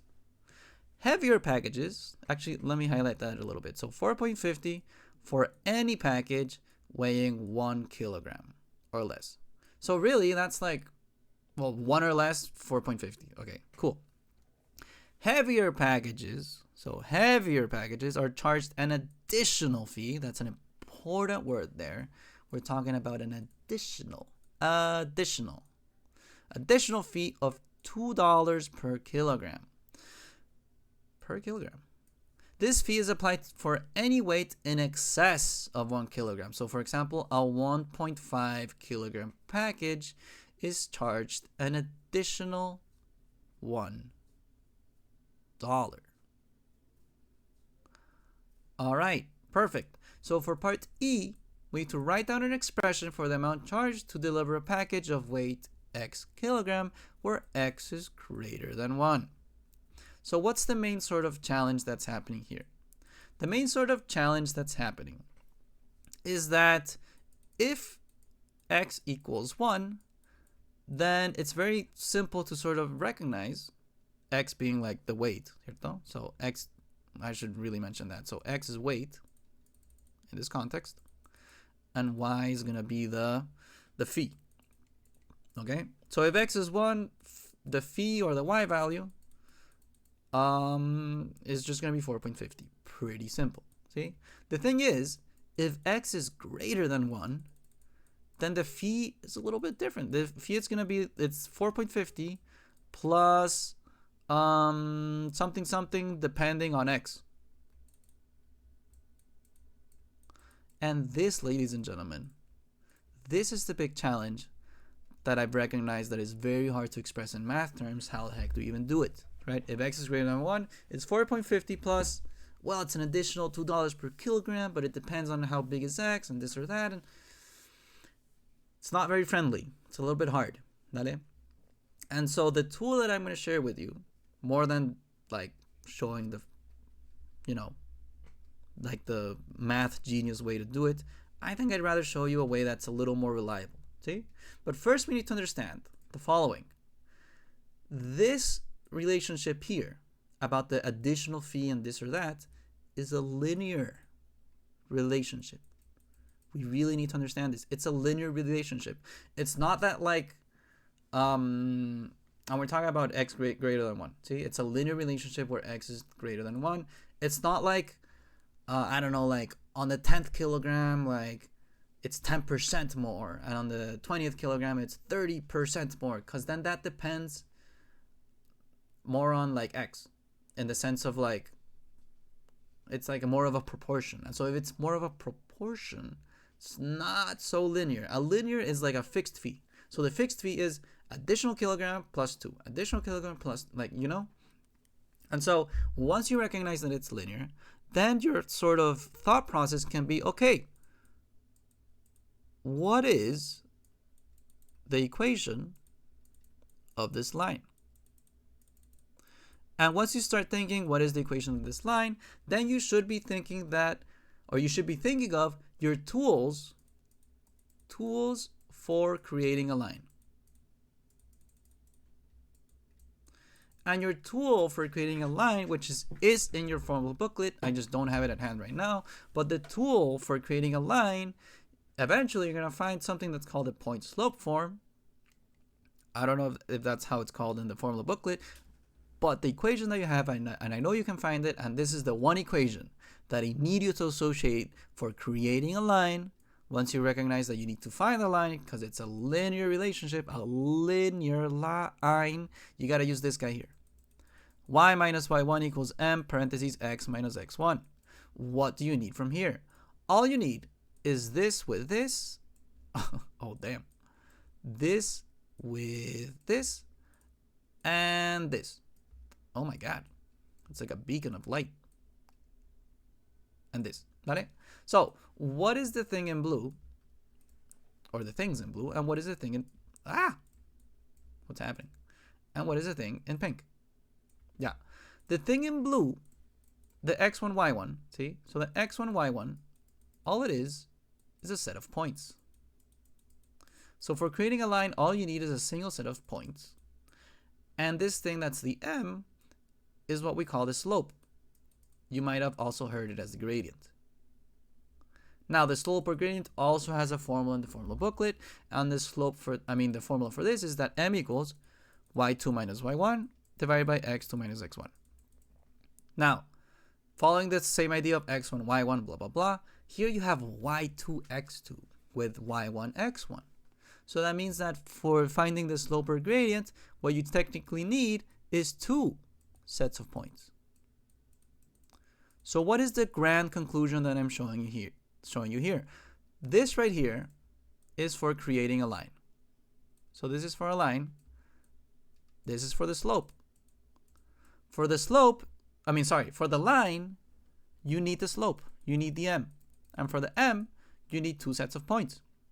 Now, the moment you find m and you need two sets of points, well, for the line, you need a single set of points, just one set of points.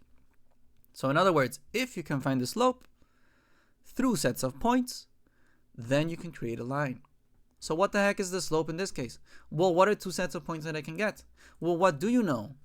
You know that any package 1 kilogram or less is 4.50. So if you have a package that weighs 1 kilogram, its price is 4.50.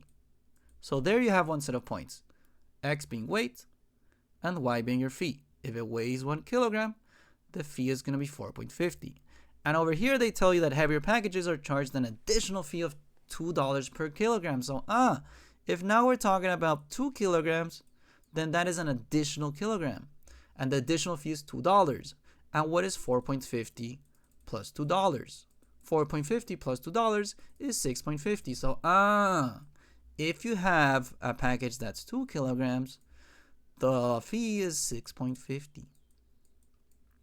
So boom, now you can find the slope because you have two sets of points. So we're going to go ahead, and this is completely arbitrary. Like, I'm going to choose this one to be x1, y1. This one built up top is going to be x2, y2. As long as you're organized, it's going to work out. So the slope in this case, we can call it, following the formula, you have y2 minus y1. So it's 4.50 minus 6.50 divided by x2 and x1, which is going to be x2 is up top. That's a weird 2. See?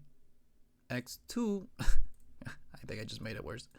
x2 is going to be 1, and x1 is going to be 2. That was a little bit confusing. But just follow your procedure, and it's going to be fine. ¿Vale? So in this case, your slope ends up being negative 2 divided by negative 1, which is the same as just 2. Because a negative times a negative gives you a positive. If you hate to hate, then you're a lover. ¿Vale? So negative times negative gives positive. Slope is 2. So slope is 2, and now you want to create the line for part E, ¿cierto? Because the big question is, what's the equation of this line? Your tool for creating a line was this guy here, and all you needed was a set of points in the slope. You just found the slope. Now you need a set of points. You have two sets of points, so pick your favorite. You do have a set of points. Now you can go ahead and plug in. So what I'm going to choose to plug in personally is m equals 2 and the set of points of 1 with 450. That's what I'm going to be plugging in, okay? So both of these plugged into this equation here, which I'm calling star, the y minus y1 equals m parentheses x minus x1, gives you y minus 4.50 equals the slope of 2 parentheses x minus x1, which is 1. And now you can just work this out. Y minus 450 equals, you distribute here, so it equals 2x minus 2 plus 4.50 to both sides. With my wonderful handwriting, you end up with y equals 2x plus 2.50. So this will help you find the weight of any package where x is greater than 1. That it? So that would be literally for part E. There it is. Y equals 2x plus 2.50. So that is for part E. And then for part F, you need to find the amount Fred Express, my man Freddy, find the amount that Freddy Express charges for 5.3 kilograms of a package. As I mentioned earlier in this context, X is weight, Y is fee. We're talking about a weight of 5.3, and we need to discover the Y. So when X is 5.3, we're going to go ahead and plug that in over here. So 2 times 5.3 plus 2.50. Bada bing, bada boom, 13.1. So for part F, you end up with that the point 5.3 gives you 13.1. Okay? Or you can just express 13.1, dollars or whatever. See? Which is right here. Okay, so that is for part F. And the last part over here, we have that Meiling is charged $7.20 for the delivery of a package. So find the weight of Meiling's package. Well, again, very, very intuitive. Notice earlier, and I always suggest you do this, that I wrote down they gave me an X and they were asking for Y. In this case, what did they give you? Did they give you an X? X is weight. They gave you a fee. So in this context, they gave you the fee of $7.20 and you need to find the X. So there it got a little bit more creative. They gave you the Y, you need to find the X. So if the Y is $7.20, that means I plug in $7.20 here. So 7.20 equals 2X, because you don't know what X is, so you leave X as is, 2X plus 2.50. From here, you want to get X alone. So first we do minus 2.50, minus 2.50. 2X equals, how much is that? That is, come on, quick maths, I can do it. Wow, my brain is very slow. 4.70 divided by 2, divided by 2, I'm not even sure. And X should be, can I do that again with mind? That should be 2.35. And we're talking about the weight, so this is gonna be kilograms. Was my mental math good? Aha, there we go. Not yet too much of a boomer, my brain still functions. See? So, a method point, very important because it is 2 marks. Usually if it's 2 marks, one is method, the other one's like the answer. So one of the methods was showing that you're plugging in, you know how you plug in, and technically I'm proving that right here as well, that I know I need to find an X through a Y. Here I proved it again, and here's the final answer. See? So, as you can see, for this second part of the problem, ¿cierto? For E, F, and G, it was much faster. It was much faster once we reached this equation that I'm putting now in green. Once we reached this equation, everything flowed very, very nicely. See? So this is the classic sort of exercise that I am starting to see more and more, which is trying to find an expression where like there's like an additional fee and stuff like that. See? Hard to do. I suggest the linear method, creating the equation of a line and just doing it like that. You can sort of big brain it and build it from 0 like this. See? I mean, the big brain method is knowing that you gotta do 4.5 plus something, and then you kind of like figure it out through the parentheses. You can do it very creatively, like you can. ¿Dale? I'd rather just show you the method where you create the line and forget about it. Okay? So might take a little bit longer, but it's reliable and it works. See? So that being said, there we go for number 2, and I hope it helped. Alright, you guys, for number 3, it's type of exercise that I've seen before. I think it's fairly common for paper 2. I'm not sure why, but I have seen it before. Basically, it's a type of exercise that like you need to find, I don't know, first the amount, right, with N. Then you're gonna find something like, I don't know, the income. And then you go from income to profit, and then you do derivatives and stuff. See? So it's a pretty classic problem. It sort of like builds up and it tests all of those skills. So let's jump straight into it for number 3. For number 3, we have that a shop uses the following model to estimate N. Now, what the heck is N? N is for number of smoothies sold per day in terms of X. What the heck is X? X is price. So immediately we can sort of have our cheat sheet up here saying that N, let's not forget, it's going to be number smoothies. Okay? Number smoothies. And then X is going to be price of a smoothie. Okay, there we go with my wonderful handwriting. That does not look like smoothie. Got it? So N is for number of smoothies. X is going to be the price of a smoothie. And here we have a formula. Got it? And so the maximum number of smoothies the shop can make in a day is 400. That is the main information they're giving us for what we need in part A. And part A is find the maximum price. So, okay, we're talking about price here. So find, notice here. Find what? Find price they could charge per smoothie for the shop to sell 400 in one day. So think about it this way. For part A, or really for most of these exercises, what you really need to have clear is what they're giving you and what you need to get. ¿Vale? So what are they giving you? These guys gotta give you something, right? So what do they give you? They give you that the maximum number of smoothies the shop can make in a day is 400. So n for number of smoothies is 400. So they give you that n is 400. And they're asking, what is the price? So okay, if you have n is 400 and you don't have p, and you don't have x, my bad, because x is price. That is, so you have for n for 400, you do not know what x is, we can plug that in over here. And if you do plug it in over there, what you end up with is 400 for n equals 40,000 divided by x squared. So if you need to get x alone from here, what makes most sense is multiply both sides by x squared, which is what lets you have this go away with this, because it's in the denominator. So you end up with 400x squared equals 40,000. We can divide both sides by 400, and that is gonna make first of all these zeros go away, ¿cierto? And secondly, the 4 will divide with the 400, so we end up with x squared equals 400. Equals 100. My bad. ¿Vale? For this step here, honestly, you can just use your calculator, but I did it with mental math.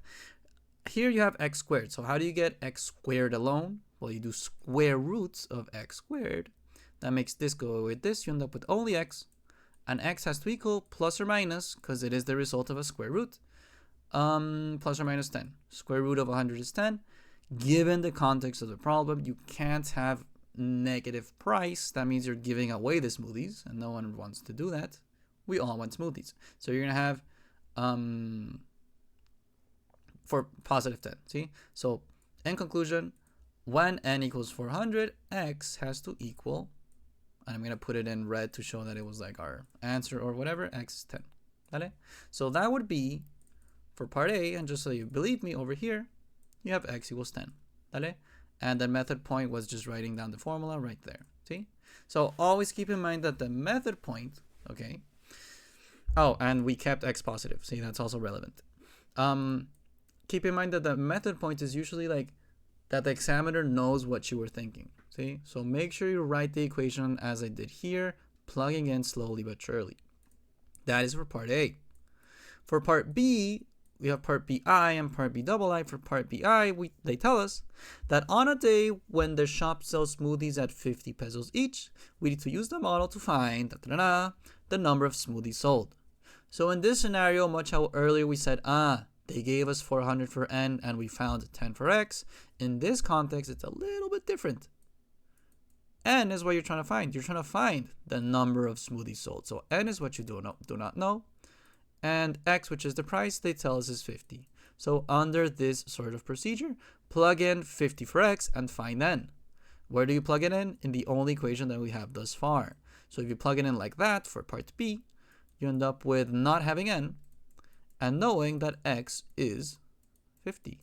So 40,000 divided by 50 squared. Now, I'm not about to do mental math with that, although I could probably get pretty close with it. But we're going to go ahead and plug that into our calculator. So it's going to be 40,000 divided by 50 squared. Bada bing, bada boom, there you go, 16. So for part BI, you discover that n equals 16.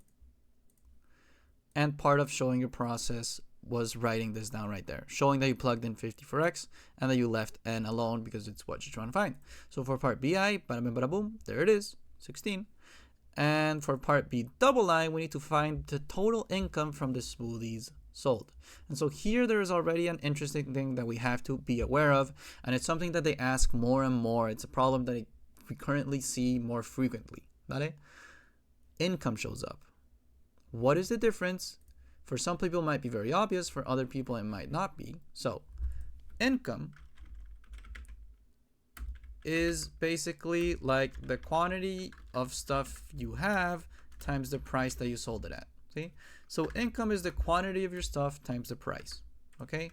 On the other hand, profit is going to be your income minus your costs. Okay?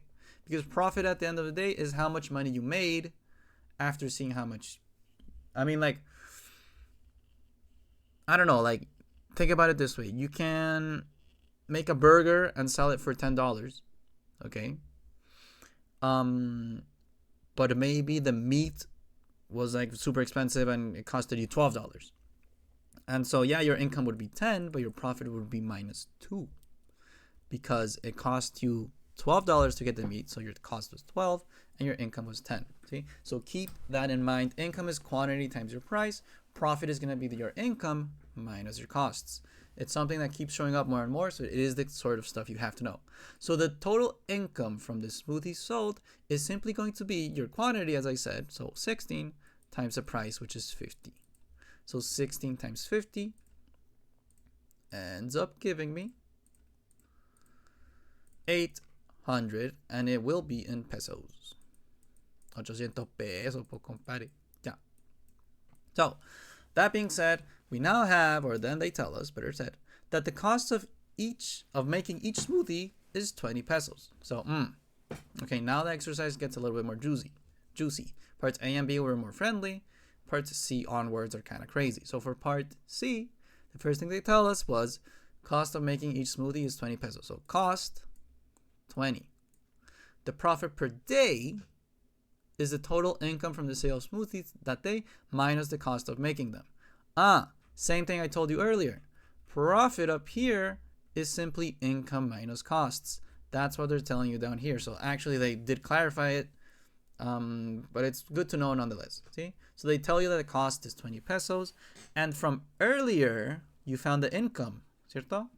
You found that the income was simply quant 16 times 50. It was your N times your X. It was N times X. So what you're telling me from earlier, from what you did right here, is that income equals N times X. And you know that the cost is 20 pesos for each smoothie. And what is a smoothie in this context? N is the number of smoothies. So, okay, so the income is N times X. We found that from earlier. And the cost is going to be 20N. Because if you make one smoothie, N equals 1, your cost was 20. If you make two smoothies, N equals 2, your cost is 40. So notice, your income is N times X, your cost is 20N. Makes sense to me. And so through that, for part C, I need to show that, according to this model that they just told us, you should end up with something that looks like this for profit. So what I suggest is start from a very more general sort of standpoint. Start from profit equals income minus costs. So profit equals income minus cost. And from earlier, you just found that income equals N times X. And they just told us that cost is 20 pesos per smoothie. So it's 20 pesos per smoothie, 20 times N. See? So the income is N times X, and the cost is 20N. So plugging that in for your profit, so profit will have to equal. So yeah, they just leave it as P, not in function of anything. So P equals NX, which is your income, ¿cierto? Right there, minus the cost, which is 20N. Now, compare this with this. It's very different, right? And actually, let me write it up here. The final answer, what we want to reach, is 40,000 divided by X. I think it was minus 800,000. God dang. 800,000 divided by X squared. See? So, right now we are here. And you note that the final answer is what I'm putting in red. And the whole point of a show that exercise, because it is a show that exercise, is first of all, this is true. See? So even if you never reach it, you can work with this for the next 3 parts. Okay, so the show that can be very useful for test taking to recognize, this is true, it's a fact, I can use it for what comes. And let's try to show it, let's try to reach it, see? And so what's the main difference between the final answer that I have down here and the progress I have up there? Well, notice, yes, the 40,000, yes, the 800,000, but there's a more conceptual sort of difference, and it's that up here I have two variables. Up here you have n and you have x, and below in the final answer you only have x. So you have to find a way to get rid of n. Well, what the heck is n? N is the number of smoothies, but n is also this guy right here. Now, ain't that interesting? So n equals 40,000 divided by x squared. So let's go piece by piece. Remember that n equals 40,000 divided by x squared, and I know I have to plug it in because the final answer has only x, and what I have right now, I have n and x. So if I plug in for n, I should be able to get the profit sort of formula function thing. See? So if I plug in right here for n, what I have there, ¿cierto? The formula for n, this n right here ends up as 40,000 divided by x squared being multiplied by x, which is this x. Okay? And this is my n. Minus 20 n, which is 40,000 divided by x squared. And so from here, as you can see, what you end up with, if I get like very rigorous in my approach, ¿cierto? Technically it's 40,000 x up top divided by x squared minus 20 times 40,000. So 20 times 40,000 divided by x squared. So here I'm just being very organized and recognizing that when you multiply fractions, you multiply straight across. See, technically here I'm multiplying x divided by 1, and over here I'm multiplying 20 divided by 1. See, so you multiply straight across. This with this gives you 40,000 times x. This with this gives you x squared on the bottom. This with this is 20 times 40,000, and this with this is just 1 times x squared. So now it makes a little bit more sense how it should end up like. Since I have an x on the top and in the bottom, I get rid of 1 on top and 1 on the bottom. So that means I end up with only 1 on the bottom for this first term. That is, so P equals 40,000 divided by x. Okay? And the second term ends up with 20 times the 40,000. What the heck even is that? 20 times the 40,000 is what gives you the 800,000. See, 800,000 divided by x squared. Bada bing, bada boom. Looks pretty similar to the final answer. And here is how you showed that. That model effectively gives you that equation. That it? So for part CI, that is how you show that progress or whatever, etc. See? Here's the answer key just so that you believe me. And there it is.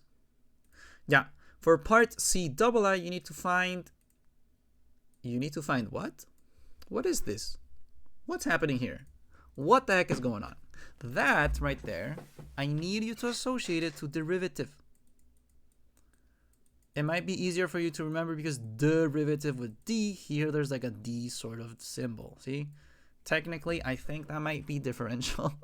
But for us to remember it intuitively at the AISL level, look at it as a derivative, okay? So the moment you see something like this, we're talking about a derivative. Now, what are the derivatives that we can do at the AISL level? I do not have the answer key at hand with me, unfortunately. I mean, not the answer key, the formula booklet, but the only derivative you really have to know is the derivative of the exponent. And I do have a video that explains it a little bit, but basically the derivative of an exponent, just giving examples like x squared, will end up as 2x. Now, why did it end up as 2x? It ended up as 2x because in between what happened was that the 2 as the exponent multiplied in front, and the exponent also got a minus 1. So 2 minus 1 gives 1, and 2 multiplying in front is right there. See? So the derivative of x squared ends up as 2x. Now, what the heck do I do here? Because I have my variable in the denominator, you have to do a very, very important initial step. Very simple, but very important initial step, and it's the following. For example, let's say you have 1 divided by x cubed. Okay? What you first have to do before the derivative, this is before the derivative, you have to put the exponent You have to put the variable on the numerator. Okay, do not do the derivative when it's below. You have to do the derivative once everything's on top. And that is just because it's more intuitive, it makes more sense. It's not that it's legal, but it just, for us, okay, follow the procedure, be consistent. Put it up top. How the heck do you put it up top? In order to flip a variable between the top and the bottom in regards to the exponent, what you have to do is simply put a negative. This equals this, and this equals this. Okay? Have it clear. Which is the same as saying that this equals this equals this equals this forever and ever. Okay? The negative exponent, what it allows you to do is sort of like flip it. See? So, what do we suggest? First flip it like I showed right there. And then with what I'm putting in orange, you apply the derivative. From here, when you apply the derivative, you end up with negative 3 x to the power of negative 3 minus 1. So that means my derivative ends up as negative 3 x to the power of negative 4. So if you want to flip it again, just to like have it as a final answer or whatever, it ends up as negative 3 divided by x to the power of 4. See? So have this example very clear in your mind, and everything is going to flow.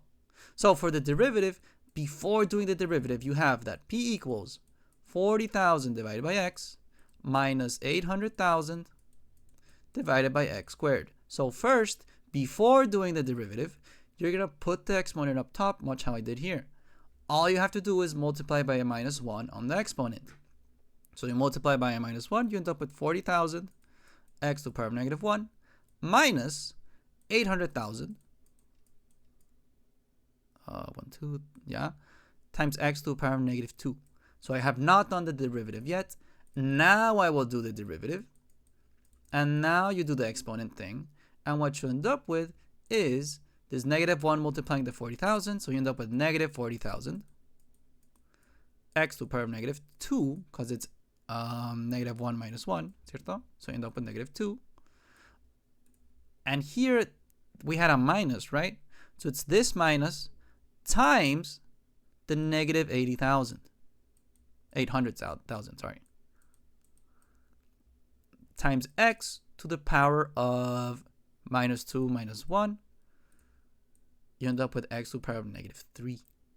So, one thing that's going to happen immediately is that negative times negative, you end up with a positive right here. And the next thing, just to leave our answer more pretty, is flip it again, ¿cierto? So you end up with negative 40,000. 40,000 divided by x squared plus 800,000 divided by x cubed. So that is going to be your answer for part C double I, as you can see right there. See? You can leave it like up top, ¿cierto?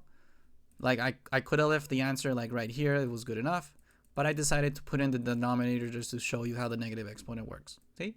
So, not that complicated, but you do have to, oh, wait, I messed up. Oh, this is interesting. Ooh, the teacher made a mistake. Oh, that's juicy. So, what was the mistake that I did? The mistake that I did, probably because I went too fast, I got too excited, was that the exponent, when it multiplies in front, ¿cierto? So it's minus 1 times the 40,000, negative 40,000. Makes sense. But over here on the right side, what I missed was that you have the negative 80,000 times negative 2. And so here, yes, it turns positive, but you also got to do 2 times 800,000. And 2 times 800,000 is 160,000. So, whoops, my bad. If you noticed that mistake, good job. If you didn't, don't worry. We are here to learn. Happens to anyone. I'm starting to leave these mistakes in the video because it does happen to anyone. ¿Vale? The day of the test, I surely would have checked my work. I would have realized, but keep it in mind. And this is a good sort of learning opportunity and something to point out. For the derivative of an exponent, 2 things have to happen, always. See? As long as you keep this in mind, you'll be fine. The first thing is that the exponent, what I missed, ¿cierto? Multiplies. Sort of like in front. And the second thing is that the exponent gets a minus 1. See? So as long as you have in mind that the exponent multiplies sort of like in front, and the exponent gets a minus 1, you're good to go. See, this is a very intuitive way to explain it. If you want to get more technical, you'd say like, the exponent multiplies, the constant in front of your variable. Okay, whatever. See, I suggest you memorize it or you learn it as the exponent comes down in front multiplying and the exponent gets a -1. Bada bing, bada boom, forget about it. See? So that would be for part C double I. And actually, it's not even 160,000. Wow. Okay. Goes to show, don't always fall into mental math. From here, as I can see, there's a 0, there's a 0. Wow. It's a much bigger number than what I thought. So 80,000, well, the same, 800,000, sorry. Oh, because it's 800,000. So 800,000 times 2 gives you 1,600,000. Wow. Okay. Well, today I am the learning in progress example. See? So, happens to anyone? There we go. Now I have it correct. Apologies about that. Happens to anyone. I like showing the mistakes because I'm just as human as you are. So, to err is to be human. Do not ever forget it. That is for part C double I. Now for real this time. For triple I, we need to find the value of x for which this equals 0. See? Now, first I'm just going to do it, and then for part 4, it's going to help us a lot to understand why we did it in the first place. See? So part 3 and part 4 are very, very, very heavily related. See? So for part 3, all you have to do is effectively find the value of x when your derivative equals 0. So if you take your derivative and you equal it to 0, what should x be? So what you're working with is trying to find the value of x from here. That's what you're trying to do. Okay? And actually, in math terms, it's not that hard. See? Let me show you like a magic trick. See? Whenever you're dealing with fractions and there's a very annoying denominator, in order to get rid of that denominator, just multiply by the denominator. See? So, in this case, the x squared is very annoying. But what's even more annoying is the x cubed. So what you can do here is that you multiply everything by x cubed. So that means, once you do that, is that you have 0 times x cubed. You have this first term times x cubed, and this second term times x cubed. So what happens? Well, on the right side, or actually just the 0 is 0 times x cubed stays as 0. This first term, you have 3 x's on top and 2 on the bottom, so that means you end up with only 1 on top. So the first term ends up as negative 40,000 x, and this next term, the x cubed go away with each other, so you end up with negative 40,000 plus 1,600,000. Sorry, see? So careful with the zeros. Don't make the same mistake I did. From here, you want to get x alone. So for getting x alone, you do plus 40,000 to both sides. You end up with plus 40,000x. Sorry. So you end up with 40,000x equals 1,600,000 on both sides. So 1,600,000 divided by 40,000 in order to get x alone. This is what gives you x equals 40. So you divide both sides by 40,000. This goes away with this. X equals 40, if I recall correctly. See? X equals 40. That is exactly what they say over here. That it? And there we go. See? So that would have to be for part C triple I. Now, as you can notice, in the answer key, okay, in the answer key, you have to at some point prove, and this is what I mean that it has to do with part 4. So, I mean, I was about to explain it. We were going to put it anyways. But the point is, why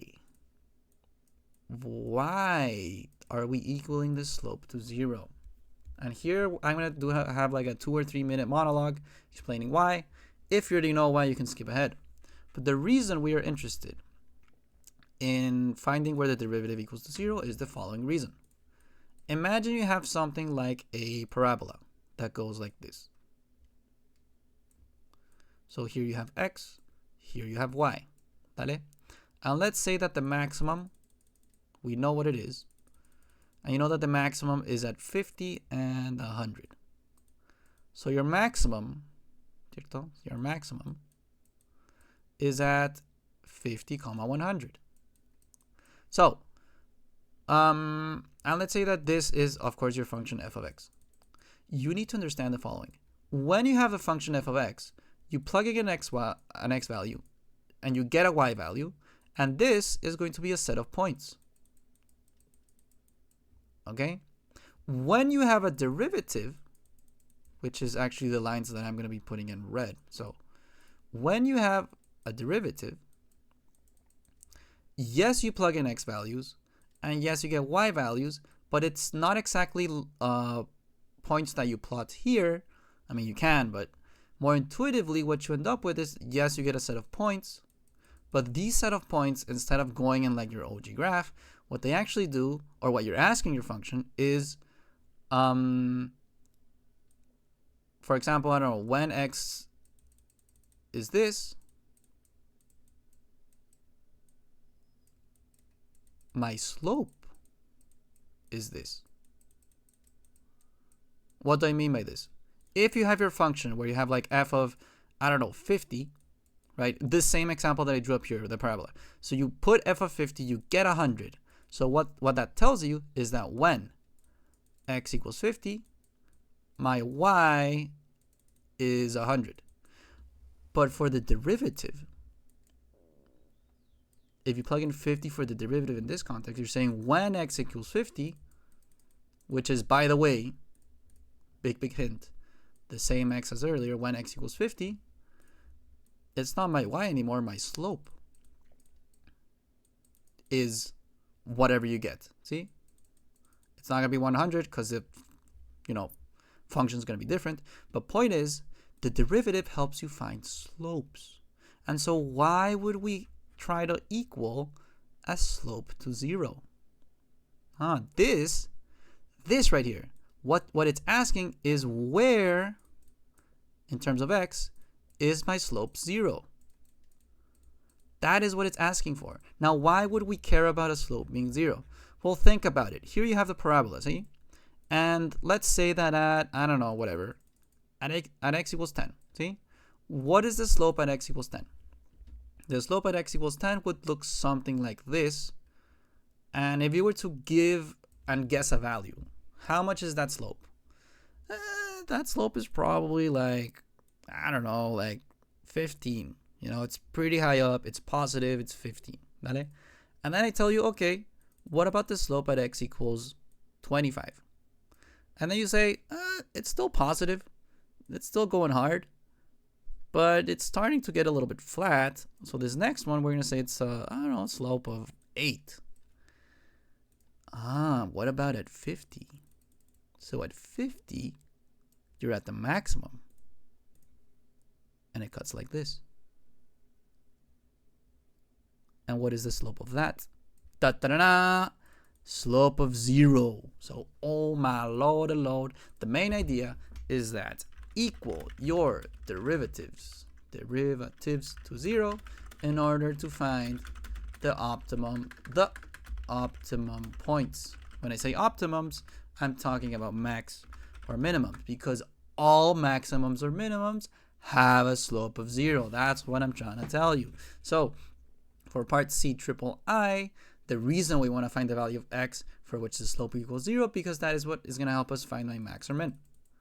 So all you know from what I just did earlier, right here, was that your max or your min is at x equals 40. Now this is a profit function, ¿cierto? And you have an x squared that has a negative in front of it, so that means you have a parabola that is facing down. So yes, it's going to be a maximum, and for part C4, you need to find the number of smoothies sold when the profit is maximized. So what's happening here for part 4? Essentially, you just discovered through the derivative that when x equals 40, you have a slope of 0. So this is like this is the mentality, see?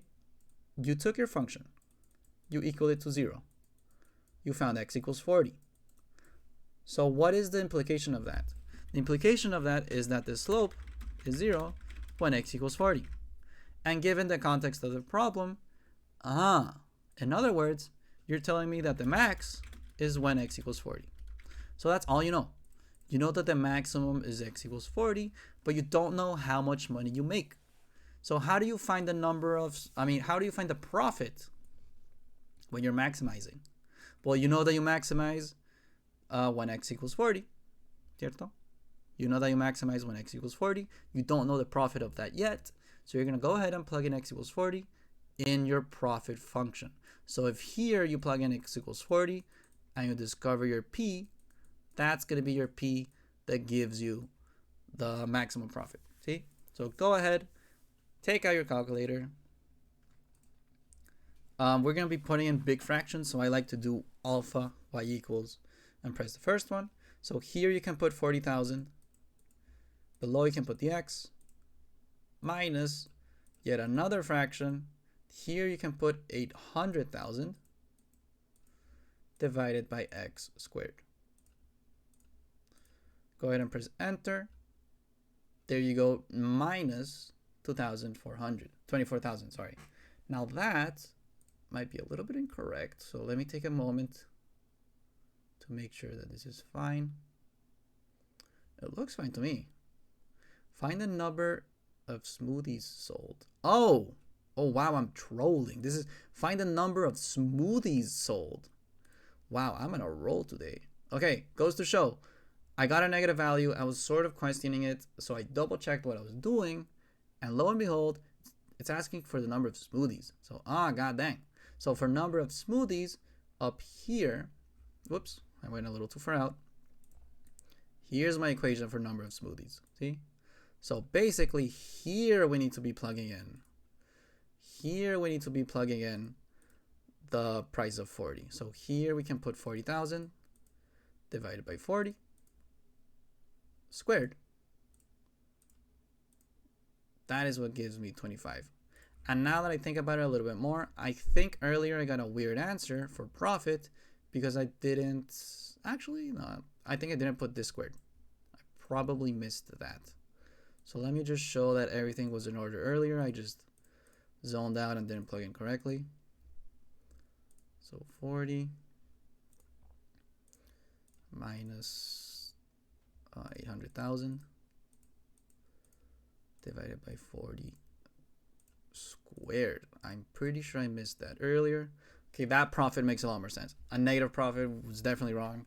My bad, but it goes to show that if your values are kind of weird, double check. See? So, in conclusion, we sold 25 smoothies, okay, and my profit was 500 at the maximum, which is exactly what they're saying here. All right, ladies and gentlemen, that is for number 3. I messed up a little bit near the end. I got a little bit confused, but happens to the best of us. And I like to leave that stuff in the video because it shows that not everyone's perfect. And also how to check your work on the fly. ¿Cierto? I got a negative value for profit. I was doing something wrong and it actually made me realize, and I zoned out. I should have highlighted earlier. We weren't finding the profit, which is what I assumed. I did not read carefully. You better read carefully. I needed to find the number of smoothies. So number of smoothies. My profit function does not have smoothies. I had to use this one. Dale? Enough of a monologue. That is for number 3. And I hope it helped. Alright, you guys, we have that for number 4. A type of generator will only function if a particular switch is working. The generator has a main switch A, which is this switch right here. And a backup switch B, which is here, but also here. Okay, so that being said, we have that the manufacturer claims the probability of switch A failing within 1 month of being fitted is 0.1. And we can see that right here. So for switch A, if it fails, it's right here, 0.1 probability for failing for switch A. Makes sense. It's written over here. And then they tell us that the probability of the cheaper switch B failing within 1 month is 0.3. And here's a very, very important piece of information. Whether or not a switch fails is independent.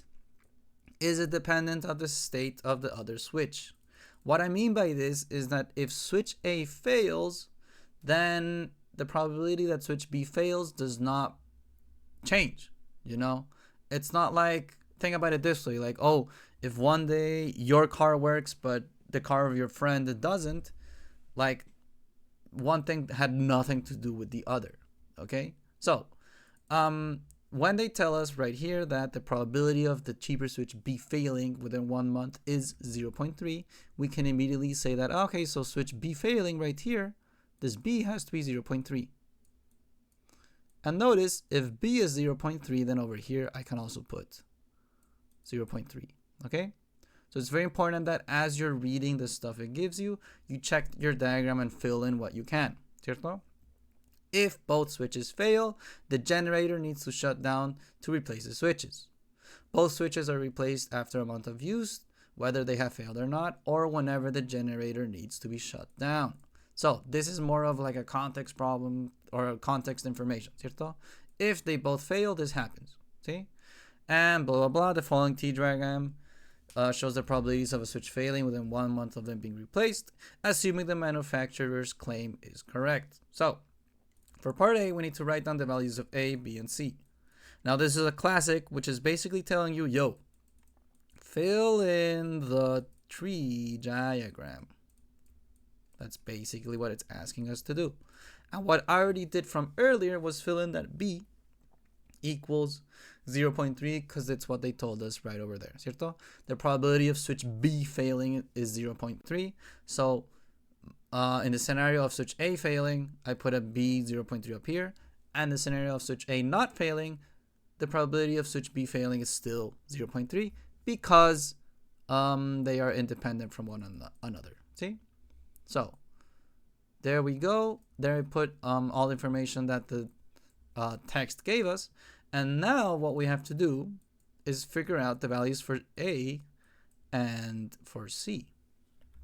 And really this is understanding how the tree diagram works in the first place. So one of the things I have to tell you is that for each sort of like case, and this is a rule in probability in general, for each sort of case or scenario or whatever, probability must equal 100%. ¿Cierto?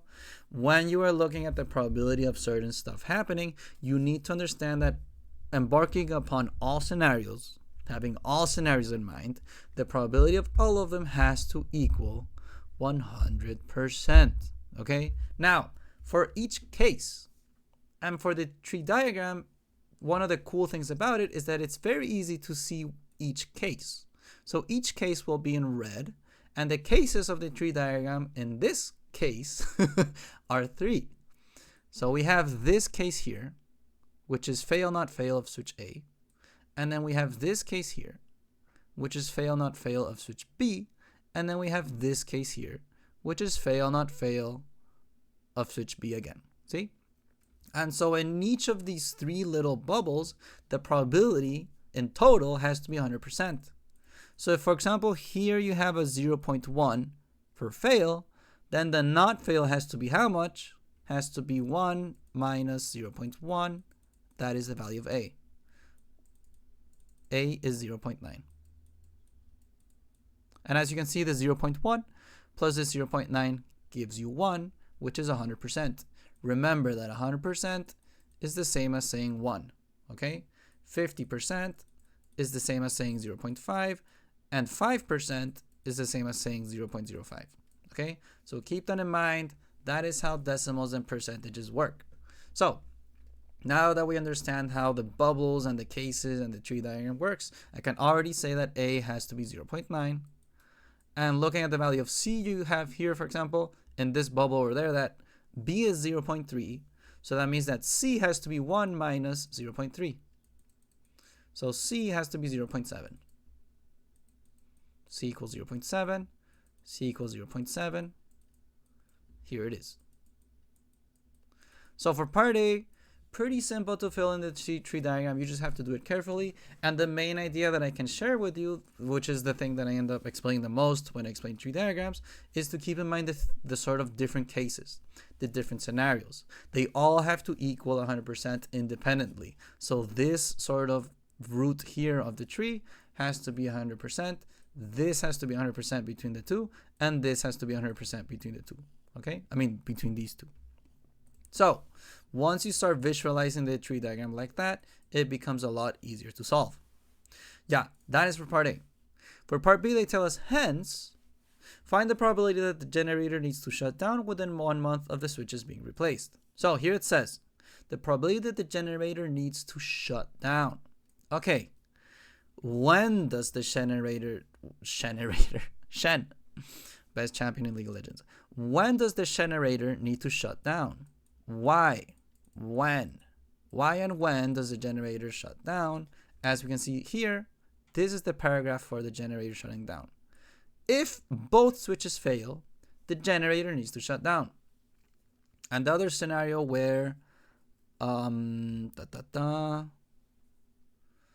actually, yeah, it just says about shutting down. It doesn't say replacing. So for shutting down, the generator shuts down to replace both of them if both switches fail. Yep, that's pretty much it. So it shuts down when the both switches fail. See? So when and why, the generator shuts down when both switches fail. And so both switches failing is this path right here. Switch A failing followed by switch B failing. So that path right there is basically for part B. ¿Cierto? Now, what the heck is the probability of that? For probability, you need to keep in mind that if you're thinking in terms of AND, you will be multiplying. And if you're thinking in terms of OR, you're going to be adding. So this that I put in pink right now, technically what it's saying is that switch A fails and switch B fails. And so if we have that switch A fails, the probability of that is 0.1. ¿Cierto? So actually, let me express it down here. So switch A failing means I have a 0.1. See? Probability of that. The AND means that I have to multiply. And the switch B failing, the probability of that is 0.3. So switch A failing and switch B failing is 0.1 times 0.3. Following switch A failing is 0.1. The AND that I used means that I'm multiplying. And switch B failing has to be 0.3. So 0.1 times 0.3 gives me 0.1 times 0.3 gives you that 0.03. So that is the probability of the generator being shut down, which is basically the scenario where switch A fails and switch B fails. And just so that you believe me, not that you should believe guys online, but at least for this math video, you can trust me. There it is. Dale? Oh, and here is the answers for part A. See? 0.9, 0.3, 0.7. Bada bing, bada boom. Okay. Then we have for part C that the owner of the generator is suspicious. He doesn't believe. He's suspicious of the switch manufacturer's claims, so they look back through the past 200 occasions when the switches were replaced. The records show whether no switches, one switch, or two switches had failed. And the data the owner collected are shown in the following table. So of those 200 that the owner recorded, of those 200, 118 switches had no fails. 72 had one fail, and 10 of them had both failing. And so for part C, we need to show that, show that the expected value of no switches failing in the generator during the last 200 occasions when the switches were replaced is 124. So first things first, for a show that exercise, it's basically telling you that this is true. So it is true that the expected value for no switches failing is 126. What you have to do is prove it or show how they got to that number. Now, because we're talking about expected value, you should immediately be thinking in the procedure for expected value. ¿Cierto? So expected value, what the heck is it? Let me give you a more simple example, and then we're going to apply it to this. ¿Cierto? So a more simple example is you have a coin, right? So a coin can either be heads or it can be tails. And guys, What's the probability that it's heads? It's 0.5. And what's the probability that it's tails? It's 0.5. They're both 50%. See? And so if I tell you, you throw one coin, probability tails, what is it? 0.5. You throw, or actually no, that's not exactly how expected value works. It's like you have one coin, how many, that's the thing, how many expected tails, right? And so if you have one coin and you throw it once, how many expected tails do you expect to get? You expect to get 0.5. Now, how did you reach that? You did the 1, because it's one coin, times the probability of tails, which is 0.5, which gave you the 0.5. If you have 10 coins, and I ask you, how many expected tails, you're probably already thinking to yourself, it's 5. It's half of them. Why are you even showing me this? And it makes sense because you take the 10 coins, you multiply it by the probability of landing tails. 10 times 0.5 gives you the 5, ¿cierto? So what is the main idea I'm trying to show you here? For expected value, ¿cierto? Here's the main idea. Expected value, what you will be doing is your number of trials, let's say, so number of trials. In this case, I'm saying 10 coins, so number of trials is 10, ¿cierto? Flipping 10 coins, times the probability of your thing. And I say your thing because that depends on what you're testing, see? So if you want to see, okay, 10 coins, those are my number of trials, so it's 10, and I'm looking for tails, you do 10 times 0.5, expected value ends up being 5. And it's useful to know this because the day of tomorrow I can say, okay, 150 coins. How many expected tails? And you know that to find the expected value of this, you do 150 coins times the probability of your thing, which in this case is tails. So 150 times 0.5, 75 tails. Okay? So that is how expected value works. Okay? It's usually like just taking your number of trials and multiplying it by the probability of your thing, whatever you're looking for, etc. So the blue thing I put down here is very important that we have it super duper clear. So let me actually pick it up and take it all the way up here. So for expected value, we know it's the number of trials times the probability of your thing.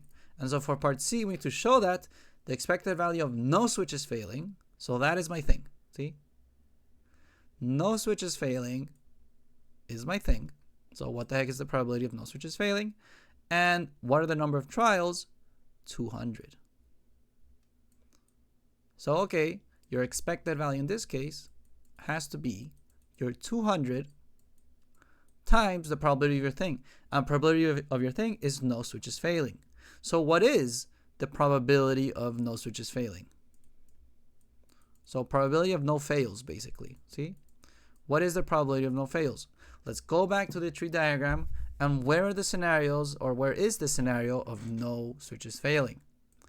It's only one scenario. It is no fail A and no fail B. So wow, look at that. Once again, much like for part B, in this case we're saying no fail switch A and no fail switch B. So no fail switch A means I have to do 0.9, which is this guy here, and you hop onto the other tree, boom, and for the multiply, and no fail switch B. So no fail switch B is, boom, this guy here, the 0.7. So the probability of no fail, that's what I'm doing at the end of the day, probability of no fail is 0.9 times 0.7. Bada bam, bada boom, 0.63. So probability of no fail is 0.63. And so I got to do the 200, because it's the number of trials, times the probability of my thing, which is 0.63.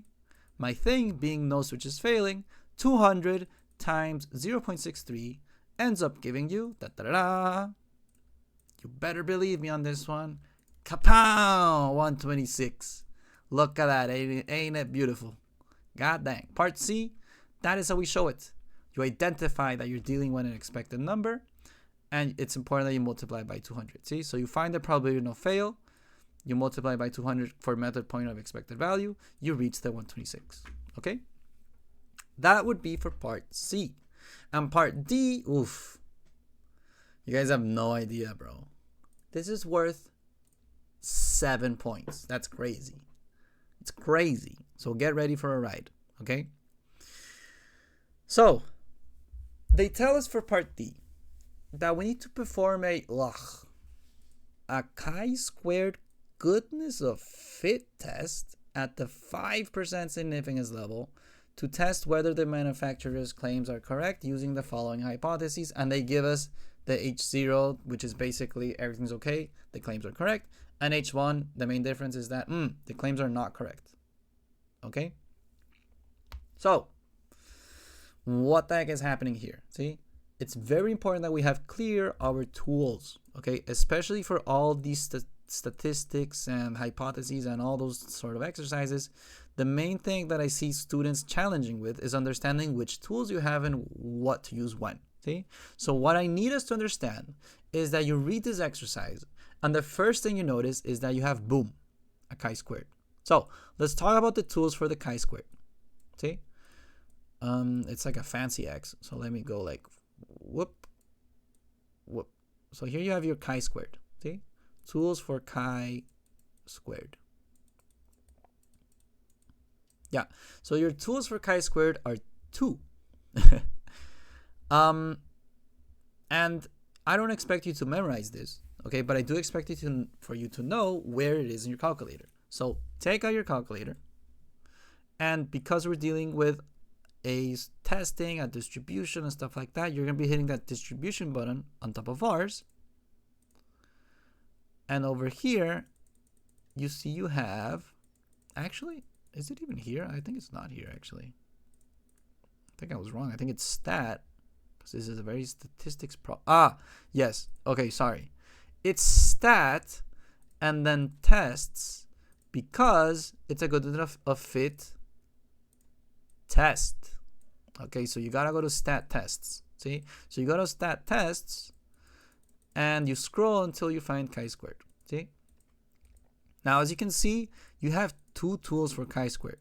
You have the tools for chi-squared is chi-squared test by itself, and then chi-squared Goff test. Okay, these are your 2 main tools. See? And the main difference that we're gonna like sort of clarify for both, I do not need you to understand them by memory, but I do need you to know that there are 2 differences. Okay, so let's go one by one. The chi-squared test without the Goff, what does it ask for? Okay, those big letters for observed and expected, those big letters are going to be for a matrix. And what I need you to understand for a matrix is that it's the same as like a table. Okay? Yeah, so you gotta put a matrix for observed and a matrix for expected. But the other very, and this is the main difference that I need you to keep in mind, is that for the matrix and which is basically the table for chi-squared, you're gonna notice that they both ask for observed and expected. That is something that they both ask for, observed and expected, but in the chi-squared test without the Goff, using matrices, the expected generates automatically. And this is the main difference you're going to encounter. See? The chi-squared, once you plug in a matrix for A, it fills in your matrix for B. It generates it automatically. But for chi-squared Goff, and this is the kind of thing that like someone has to tell you, so thankfully I'm here to tell you. Chi-squared Goff, instead of needing a matrix, it needs a list. And it also needs degrees of freedom. So chi-square test has a matrix table and the expected generates automatically. While for the chi-square golf, you have lists. You need to find df, which is degrees of freedom, and the expected is inputted manually. Okay, so if you, in this case, they tell us to use the goodness of fit test, which is GOF, ¿cierto? Goodness of fit, G-O-F. So you can tell easily that it needs to be a goodness of fit test, but if ever they don't tell you and you need to figure out which one to use, keep in mind that the chi-square test, okay, you have a matrix, which is going to be a big table, and the expected generates automatically. That's the main difference. While for the chi-squared golf, it's going to be a list, see? And you have to put it in manually. So the main difference is that one of them is a matrix, which is a table, while the other one is a list, which is a manual input, okay? So, why is that such a big hint with what I'm trying to tell you? It's a big hint because this right here, what is this? What is this? What this is what the owner collected as the 200 different occasions where blah, blah, blah, blah, blah, blah, blah. No one cares. See? What we do care about is that this right here is what the owner collected, which is what the owner observed. So, look at that. Here you have an observed sort of table. But, oh, careful. I mean, it's sort of like a table, but really, since it's only one row, it's more of a list. So keep that in mind. The matrix table, it's going to be 2 or more rows, okay? While the list is like just one row, ¿cierto? I mean, you can think of a table as like 1 column, 1 row, okay, fine. But really, if it's only 1 row, it's going to be a list, okay? That's the other thing I got to say. If it's 1 row, it's a list. I'm not going to discuss that, see?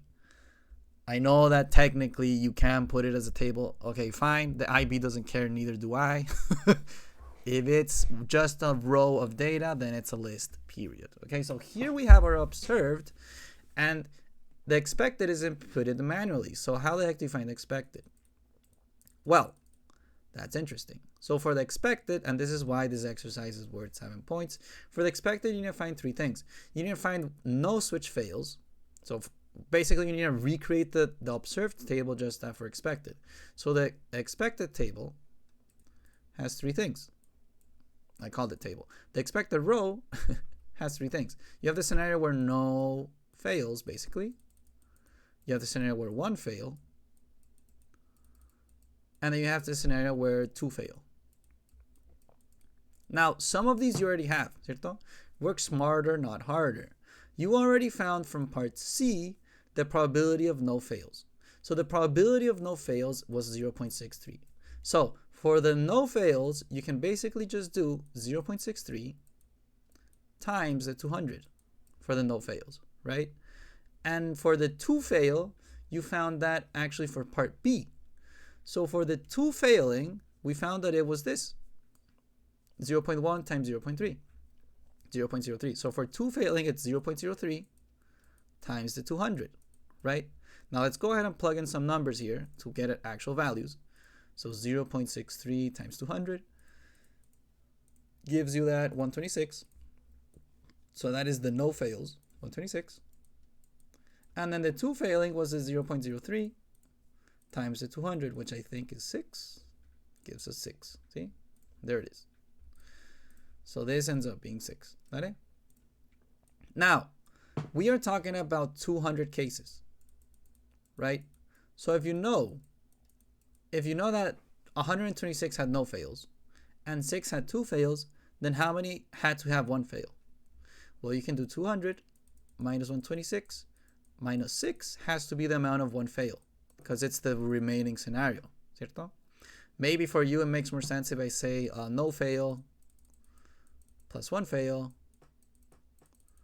plus 2 fail has to equal the 200 scenarios. No fail, you found it was 126 plus the 1 fail plus the 2 fail, which is 6, equals 200. Get 1 fail alone. You can do minus 126 to both sides. So 1 fail plus 6 equals 200 minus 126. Keep getting one fail alone. One fail equals 200 minus 126 minus 6, which is the same as up here. See? So I did skip a couple of steps there, but the main sort of intuition or the main way that I thought about it was this right there. That it? All right, enough blah blah. That helps me find the scenarios where you have one fail. Okay? So for one fail, you should end up with, if I do some quick maths, it looks like 132. I don't know actually. 200 minus 126 minus 6, 68. See? So one fail is 68. That it? You could have technically, if you wanted to, you could have done a lot more work and found the probability of one fail. See? And just if you wanted to have that adventure, you would have to say, okay, the probability of one fail is two scenarios. It's this scenario here of fail on A and then no fail B. So that's one scenario. And your other scenario has to be no fail A, but yes fail on B. See? And so technically from there you can find the probabilities of one fail. Multiply that by 200 and then you're going to get the expected one fails. But I think it's a little bit easier to realize, okay, you have the no fail scenarios, you have the two fail probability, so you can find the one fail like remaining. Okay? So anyways, enough blah blah. All that really helped us do was find the expected list. Okay, so now you have the observed list, now you have the expected list, but if you go back to stats and you go back to tests and you go ahead and press golf, although you already have the first two lists, you still have to figure out DF. Now, DF is degrees of freedom. Now, the cool thing about degrees of freedom for AISL is that you will pretty much only have to face this when you're dealing with a chi-squared golf test. See? And degrees of freedom for us is always going to be your rows minus 1. See? This is not something I can sort of like extrapolate to the other math levels. But for us, I can tell you that for you, the AISL student, you will be doing your rows minus 1, period. That will always be your scenario, rows minus 1. Technically, it's like n minus 1, n being your rows and stuff like that. And it can get juicy and there's a lot of details to it. But for us, for AISL, we're going to laugh at all the other math levels and say, haha, I have to know a lot less than you do. I'm going to do better on the test. And just remember DF, degrees of freedom, as rows minus 1. Okay? Actually, wow, I'm trolling. It was, it's not rows. It's your columns minus 1. See? So, wow, I am on a roll today. So, columns minus 1. Here you have 3 columns. Here you have the first column of no fails, second column of 1 fail, third column of 2 fails. So your degrees of freedom is going to be the 3 columns minus 1. Your DF equals 2. And if you don't believe me, well, it's about time that you do. And there's the 68 as well. Right? So there we go with defining the DF and defining the 2 lists. Now it's time to actually put the lists into my calculator. Right? So let's remember that for lists, you go to stat, and you hit edit, and boom, here are your lists. A quick way to empty them is go up top, press clear, press enter. Okay, so let's make sure we're plugging in correctly. List 1, which one does it have to be? List 1 is observed, list 2 is expected. So list 1 is observed and list 2 is expected. So list 1 for expected, list 1 for observed is going to be the 118, the 72, and the 10. While for expected, we're going to have the 126, the 68, and the 6. Now make sure you check your work. Looks fine to me. And also make sure that they're aligned, ¿cierto? So the no fails goes with the no fails down here, see? And the 1 fail goes with the 1 fail down there, etc. See, so make sure they're aligned. That's also very relevant, see? And they are aligned, so good to go, see? So go to stat, go to test, go to chi-squared, golf, you have list 1 as observed, you have list 2 as expected, your degrees of freedom, it's columns -1, so you end up with 2, cierto? Because it was 3 minus 1, df equals 2, as we can see there.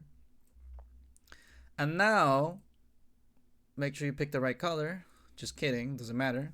Press calculate. Yeah, there you go. Okay? So here you have a bunch of sort of stuff happening, and you need to understand how to understand it. Okay? So, for concluding a test, it's just,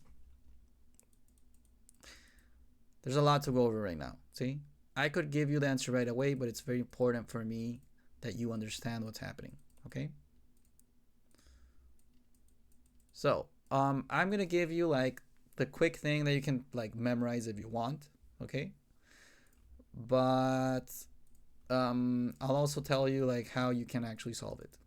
Or I mean, how you can like understand it better. See? So, you ran the test, and these are the values that you got. See? Now, why were we doing the test in the first place?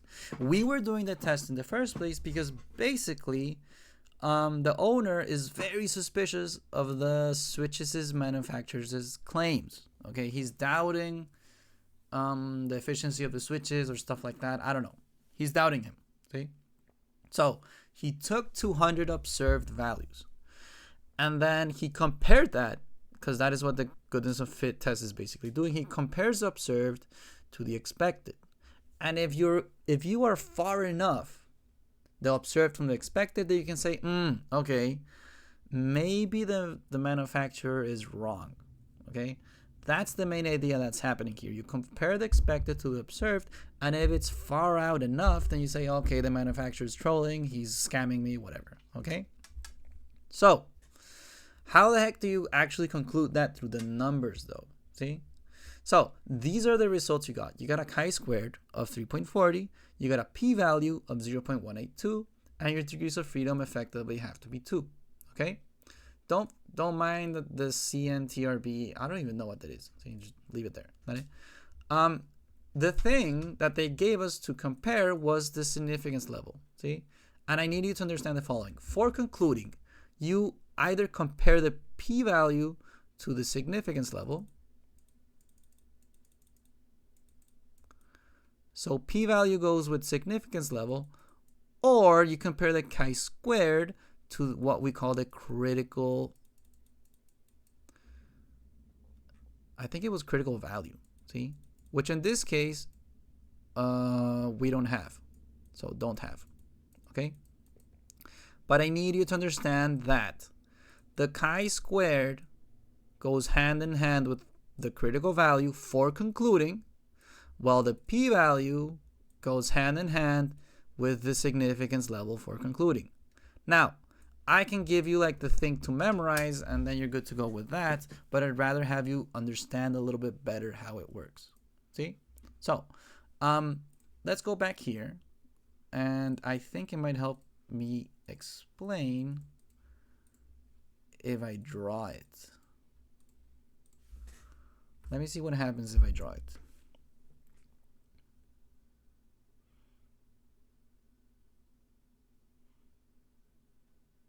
Okay, wonderful. So that is how my graph looks like if I draw it. See? So we have something that goes like this. And boom, boom, boom, boom, boom, like that. ¿Cierto? Now, the area under the curve that they colored in over here in dark blue. ¿Cierto? So the area that they colored in, this right here that they colored in, this is your p-value. Okay? And at the end of your p-value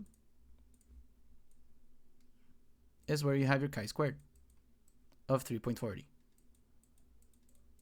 So right at the end of that chi-squared, you have a chi-squared of 3.40. Okay? So your two ways of concluding are that either you look at your chi-squared and see if it's to the left or right of your critical value, which is basically your benchmark. Like if your chi-squared is a little too far out, if it's bigger than the critical value, you conclude one thing. If it's smaller, you conclude another. But in this case, you don't have a critical value, ¿cierto? They gave us a significance level. So what we have to compare here is the area under the curve. You have to compare the 18% because P of 0.182 is the same as 18.2%, okay? You have to compare that with the significance level of 5%, see? Now, a significance level of 5% looks something like this, okay? And you might tell me, okay, how do you know that? I know that because 5% is way less than 18%. And so, the conclusion here is that you, basically, your argument is that your p-value is bigger than your significance level, and you show it by saying that 0.182 is bigger than 0.05, and that means that you fail to reject HO, okay? So if you want to memorize the answer, it's right here, okay? If you don't want to understand anything else and you just want to memorize this for the test that you have tomorrow or in less than 1 hour, fine. Think about it this way, okay? I don't care. You do what works for you, whatever, see? And just to show you, there it is. Dale? So if the p-value is greater than the significance level, then boom, insufficient evidence to reject HO, which is the same as saying that you failed to reject HO. See? So, what is really happening here? Okay? Or what is like the actual, like why do you reject HO? See, why do you reject HO? And here's the thing. The way the chi-squared Goff test works in a very, very intuitive level is that basically this p-value that you got, what it means, the p-value means the probability of observing what you're observing, assuming that H0 is, I think it was that it's correct, ¿cierto? Was it that it was correct or that it was wrong? P-value means the probability of observing what you're observing, assuming that H0 is, yeah, I'm pretty sure it's correct, yes, assuming that it's correct, see? So, think about it this way. The observed could have been a variation of numbers, right? This could have been 119, this could have been 71, this could have been not, I don't know, still 10, ¿cierto? These numbers could have been a little bit different, okay? And point is, in some scenario, they're too different from the expected. And so the test that you're trying to say or see is how different or how far off are you from the expected. If you're too far off, then there is something fishy going on. But if you're within the range, then it's probably nothing fishy, right? And so in this scenario, what is determined as fishy or not is at the 5% significance level. And so basically when they say 5% significance level, what they're really telling you is that what you're observing must have a probability of happening of 5% or less. And so if you're observing that, if you're observing something that, assuming the H0 is true, has a 5% or less probability of happening, then yeah, you're a little bit far off. So you run the test with these numbers saying, okay, the manufacturer is correct, but what I just saw was 5% or less, you're going to reject, okay? But in this case, what happened was that you assumed that the manufacturer was correct, you evaluated your numbers, and you said, actually, the probability of seeing what I'm seeing, comparing it with the expected and all that stuff, is around 18%. So it's much larger than the 5%. It is very, very likely, okay, to see what I'm seeing. And you only say that it's not as likely if it's 5% or less. See? So that is the sort of stuff going on behind the scenes for p-value and significance level. I understood it after a couple of years when I started teaching it again. But back in my day, I just memorized this because, hey, sometimes you gotta do what you gotta do. See, I didn't understand it well. At times I did, other times I didn't. Now I understand it well. Now I understand that it's like, oh, okay, it's the probability of seeing what you're seeing, basically, ¿cierto? And if the probability of seeing what you're seeing is high enough, then okay, it's not that crazy. But if it's low enough, then it's a little crazy and a little bit suspicious. All right, ladies and gentlemen, that is for number 4. And what can I say? Thank you for your attention, and I hope it helped. All right, you guys, for number 5, we have an exercise worth 21 points. The next highest was question 1 with 19. Okay, the first one over 20, although not by a lot, but it's an intense one, so get ready. But something we can do together. So we have that Andrew designs a fiberglass water slide for a water park. So we need to let x be the horizontal distance. So immediately we can say, okay, x is basically just distance, but horizontally, and blah, blah, blah in meters. And we have that h is going to be height, of course, also in meters. That it? Of the water slide above the horizontal ground. The following diagram shows a cross-section of the water slide. The water slide will be supported by a concrete structure, blah, blah, blah, blah, blah, blah, blah, blah, blah, blah, blah, blah, blah, blah. See? Okay, no one cares. They tell us that it is known that this is this. See? Now, this is this. What does that mean? See? When you have, or what are the weird things you can face?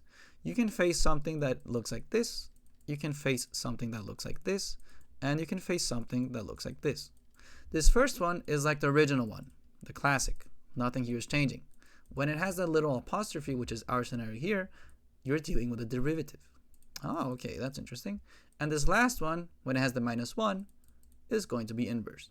So, right now, we are dealing with the derivative. So, it is known that your derivative for the function for horizontal distance and height and all that stuff is this right here. And through that, for part A, you need to find the gradient of the water slide when x equals 2. And so, what is the main idea here? And it's something that you really need to have ingrained in your brain. Gradient is the same as slope. And I need you to have in your brain somewhere, so make the mental note, that when you have a derivative, plug in x, y will be the slope. Literally. When you have a derivative, you plug in x and y will be the slope. So, if you plug in x equals 2, what you will be doing, what I'm doing right here actually. So I plugged in 2 for x, okay? I plugged in 2 for x into my derivative. Dale? So what's happening right here is that basically I am asking my function, when x equals 2, what is my slope? Which is the same as gradient. So when x equals 2, what is my slope or gradient? That is what I'm doing right over here. When x equals 2, what is my slope or gradient? For part A, they're asking you to find the gradient of the water slide when x equals 2. So you plug in x equals 2 into the derivative, which gives you the slope. So solve that with your calculator, because lo and behold, we actually have calculators here. You can do 0.6 times the 2 all of this squared. Sorry, the 2 squared. Minus 1.8 times 2.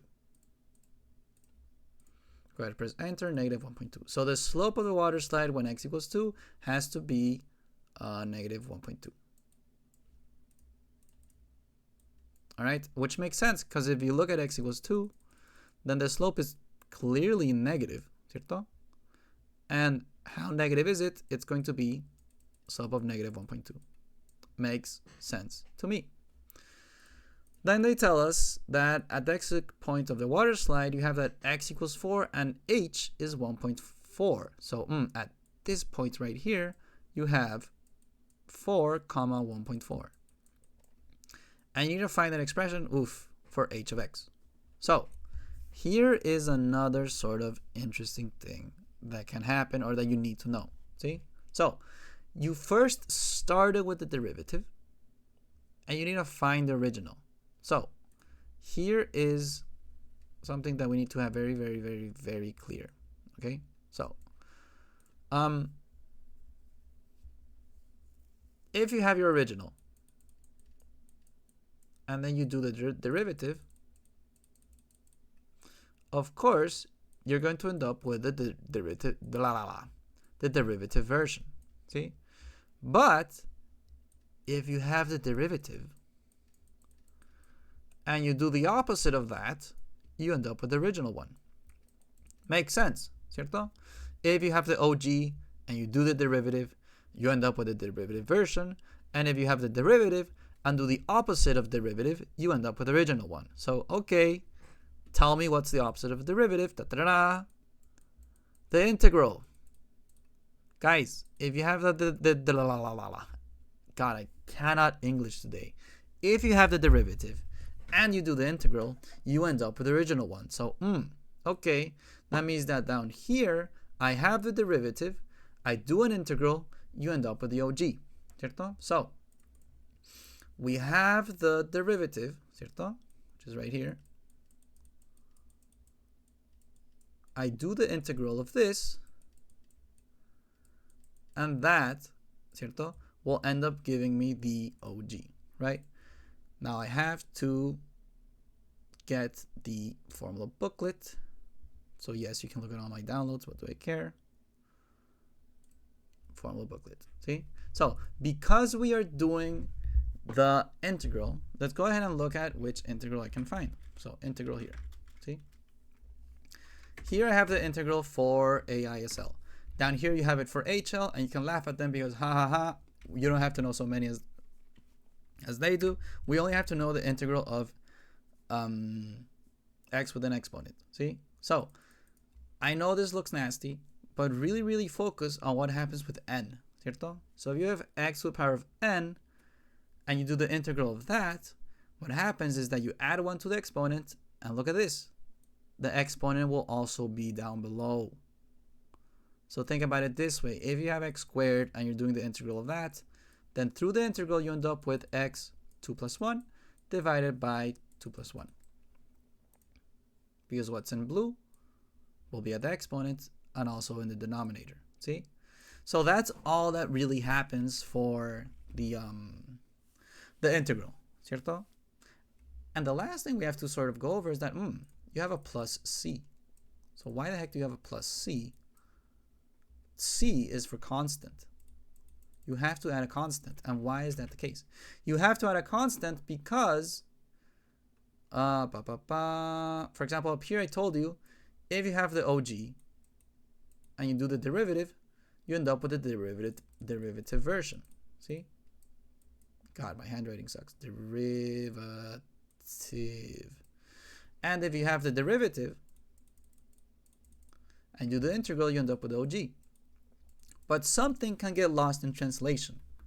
For example, just following the same example, ¿cierto? Let's say that your original was 3x squared plus 2x plus 1. And if you do the derivative of this, just trust me on this. It's in the formula booklet, but I'm not going to explain it. I do have videos on it, but basically the derivative of this ends up as 6x plus 2. And partly this plus 1 actually, like, it disappears. ¿Cierto? That has to do that the derivative, you're going to take the exponent, multiply it in front. ¿Cierto?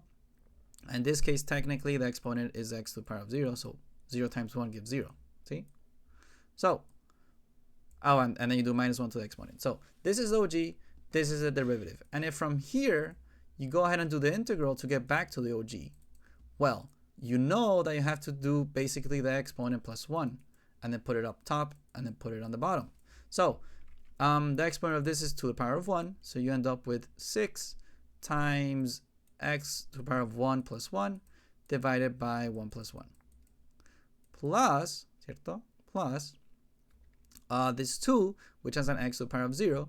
So that means I end up with plus 2 times x to the power of 0 plus 1 divided by 0 plus 1. And so your OG in this scenario ends up being 6 times x squared divided by 2 plus 2 times just x. See? 6 divided by 2 ends up giving you 3. So your OG ends up as 3x squared plus 2x. That's what's happening. If you compare this guy, which is how it actually started off as, and then compare it with this guy, which was doing the derivative and then the integral to come back, something got lost in translation, the +1. And so that is why you have to put plus c, because there might be a constant that you're missing out on. And so that's another challenge, finding the constant, see, which I will go over now. But first, I needed you to understand that things can get lost in translation when you go from derivative to OG.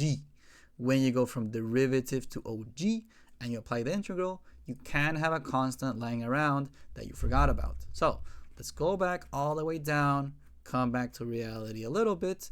And for finding the expression of h of x, yes, you do the integral of this, which, as we mentioned, doing the integral here, all you have to really focus on is on the exponent, see? So you do end up with 0.6 times your integral result or whatever, which has to be x squared plus 1, because basically you are adding plus 1 to the n, ¿cierto? So x squared plus 1 divided by 2 plus 1. Basically, the exponent ends up below as well, see? Watch what I have in blue. Okay, minus 1.8 times whatever the integral thing does, which in this case you have x to the power of 1, ¿cierto?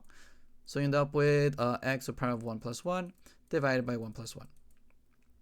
Plus your constant. Do not forget the constant. Something might have gotten lost in translation. Maybe not, maybe yes. Let's find out, see? So your OG in this case ends up as 0.6 times x to the power of 3, all of this divided by 3, minus 1.8 x to the power of 2 divided by 2 plus c. So I know that this doesn't look particularly pretty. Let's try to leave it a little bit more pretty. And what you can leave it as is 0.6 divided by 3. Pretty sure that's 0.2, but not about to mess it up. Yep, 0.2. And this other one should be giving you 0.9.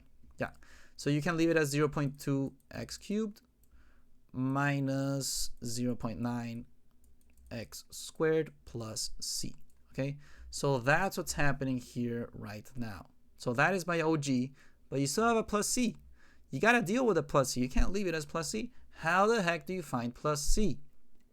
Well, for some reason, they told us that, hey, at the exit point of the water slide, just saying, might help you down the road, x equals 4 and h equals 1.4. Now, the reason that they gave us that is because this helps you find c. And so the main idea I need you to have in your brain is that for finding c, for finding your constant, for finding c, and write this down somewhere. Please, please write it down because it's so important. For finding c, all you have to do is plug in a set of a set of points. Plug in an x with a y. That will help you find c. Why does that help you find c? Because the moment you plug in a set of points, you're plugging in for x and you're plugging in for y. And if you plug in for x and y, notice what happens. You're going to be plugging in here and here for x, and you're going to be plugging in here, the whole thing for y. And what is the only variable that you end up with? The only variable that you end up with is c. And so, boom, you get rid of x. Boom, you get rid of y. You end up with only c. So that means you can reach c equals something. So what set of points am I plugging in? The only ones that I have. 4 and 1.4. So if you go ahead and plug in 4 and 1.4 from here, let me make a little bit of space because my handwriting is a tad bit big, ¿cierto? So if now you can go ahead and plug in the set of points that they told us earlier, which is 4 with 1.4. If I plug that in over here, I end up with 1.4 for my y and 4 for my x.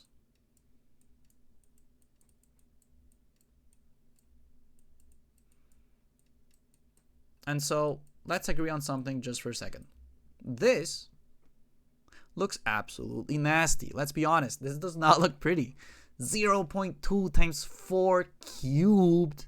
Negative 0.9 times 4 squared. This is ugly. This is, you do not want to see this on a morning, okay? But what is cool about it? There's always something cool about math. What is cool about it? Okay, I know that was a nerd comment, but the cool thing about math is that things like fit in and stuff, and they make sense, and it's logical. It's amazing. So what is cool about this is that now you pass from having the variables x, y, and c to having only the variable c.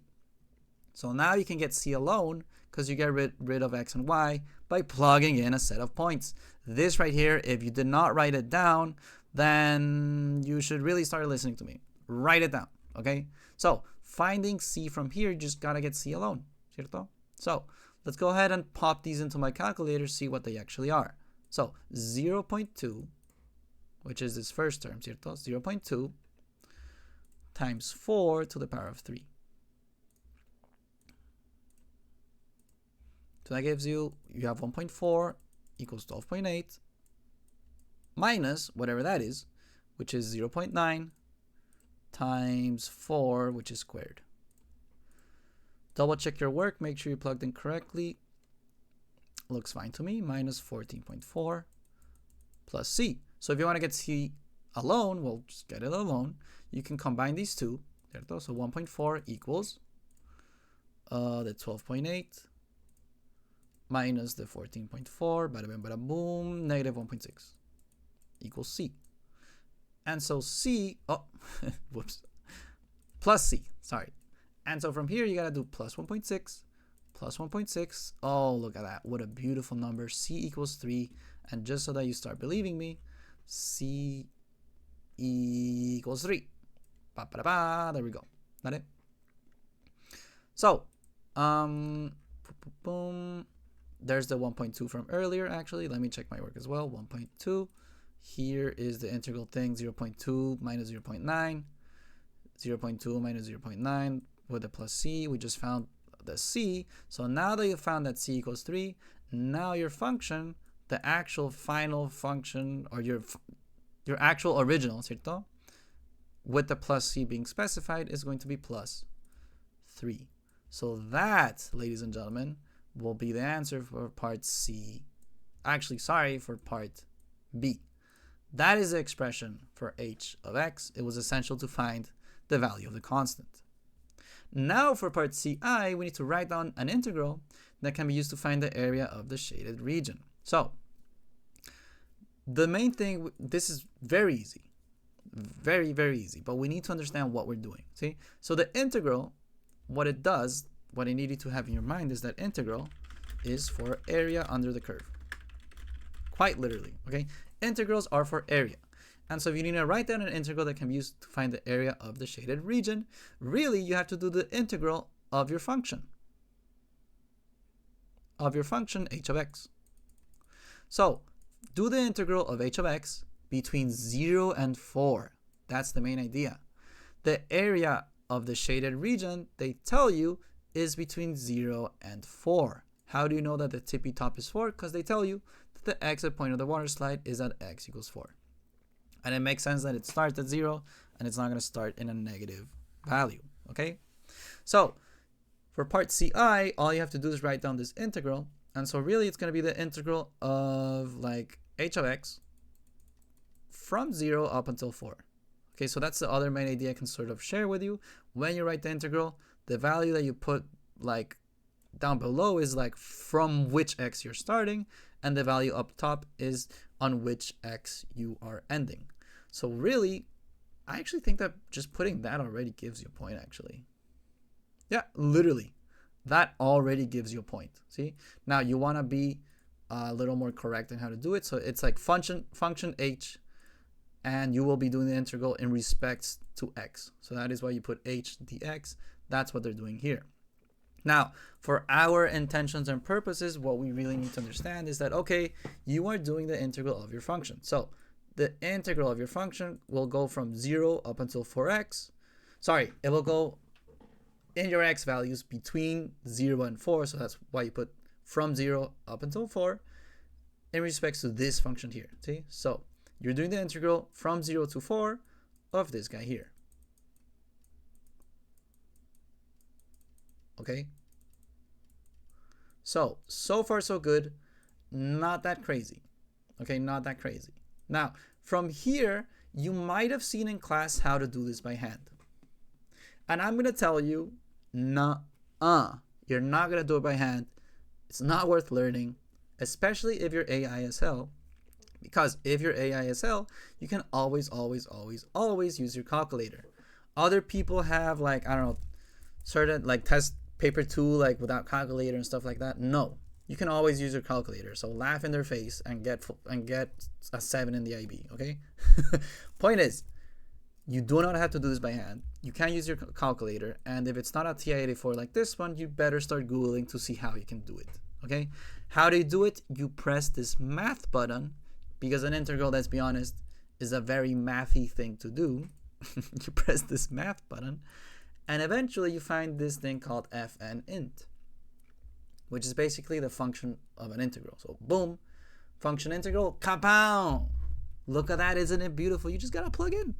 So you're doing the integral from 0 up until 4, of which function, this function here, which is 0.2 x to the power of 3 minus 0.9 x to the power of 2 plus 3.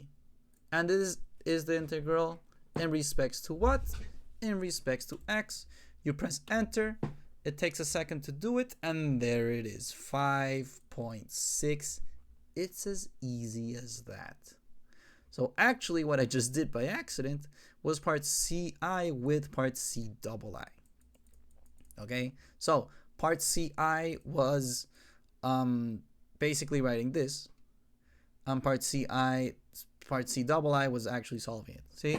So that is the cross-sectional area of the concrete structure. Really what you just found was the area of this guy here. See? So the area of this, of all of this, is 5.6 what? 5.6 meters squared. Okay? So don't forget your units. We are dealing with meters squared. There it is. Okay? So not that hard, but you do need to know what's going on. People get very scared with the word integral. It's not that crazy, but you do need to go through a couple exercises to feel good about it. See? Always remember, at this step, you can just plug it into your calculator and get it easy peasy. ¿Dale? Then it gets kind of juicy, ¿cierto? They tell us that the water slide, because we were looking at it from side to side, ¿cierto? Now we can see it in a more 3D sort of angle. We have that the water slide and concrete structure have a uniform cross section and a width of 1.2 meters. Okay, all they're really telling you with all of this fancy language is that, okay, you have 1.2 meters going to the side like this. See? So this is 1.2. All right, and for part D, you need to find the volume of the concrete structure. Now, part D is worth 1 point. It's easy peasy, it's not that hard, but you need to understand the idea of volume. So let me talk about that just for a second. Dale? If you have a square that has sides of, I don't know, 2 and 2, then that means the area is 2 times 2, it's going to be 4. See? So the area of a square is 4. Now, the area of this square that I just put you through was 2 times 2, gave you 4. See? So 4 meters squared would be the area of that square. Now, if I suddenly make this 3D, and I also tell you that the length times width, I guess, and then this would be height, is also 2, ¿cierto? So now you have more of a 3D figure. Well, what happens here, ¿cierto? Now what you have to do is 2 times 2 times 2, and you probably know this from a long time ago, length times width times height, and so the volume would actually be 8 meters cubed, okay? Cubed because it's 3D, before it was squared because it was a 2D figure, okay? Now, what does volume actually do? Technically, what you're doing when you find the volume of this cube was really just add up a bunch of different areas. What you technically did was say, okay, since now it's a 3D figure, I just gotta add a bunch of areas together and that helps me find the volume. So really what you did, unbeknownst to yourself, but really what you did was you added a bunch of different squares together. You added this square with this square, with this square, with this square, like infinitely, ¿cierto? Infinitely, until you found the volume of the entire thing. Now, a lot of math years have passed, and now we know that it's just length times width times height. Pretty simple. But the idea of volume is like, okay, you're taking a 2D shape, you're, like sort of throwing it back in a 3D fashion, and you're going to find the volume of that. So in this case, you know that the area of this, from everything earlier, the area of this whole thing was 5.6. And so you took this area of 5.6 and you expanded it to the side in 1.2 meters. So all you have to do for part D is take that 5.6 and say, okay, I'm finding the area of this a bunch more times. Watch how I did with the cube. How many more times? 1.2 more times. So for volume in this case, you do the 5.6 times the 1.2, and the volume of that ends up being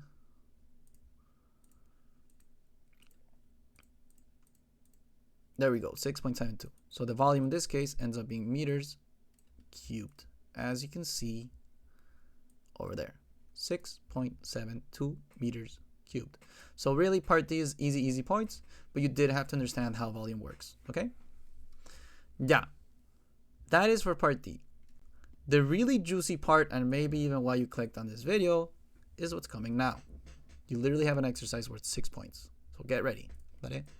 We have that in order to comply with safety regulations, Andrew updates the design. The start of the design will stay the same, and then over the domain from when x is between 2 and 4, including them, the updated design must satisfy the following conditions. These are your conditions, that h of x has to equal all of that stuff. And so we need to write down 3 equations in terms of a, b, and c using the given conditions. And hence, find the values of a, b, and c for part F, and blah, blah, blah. Then there's one thing at the end, see? But part E is the juicy thing that's happening. ¿Vale? So what you have is h of x. I'm just going to rewrite. See, you have that h of x has to be ax squared plus bx plus c. Now you should be recognizing ax squared plus bx plus c.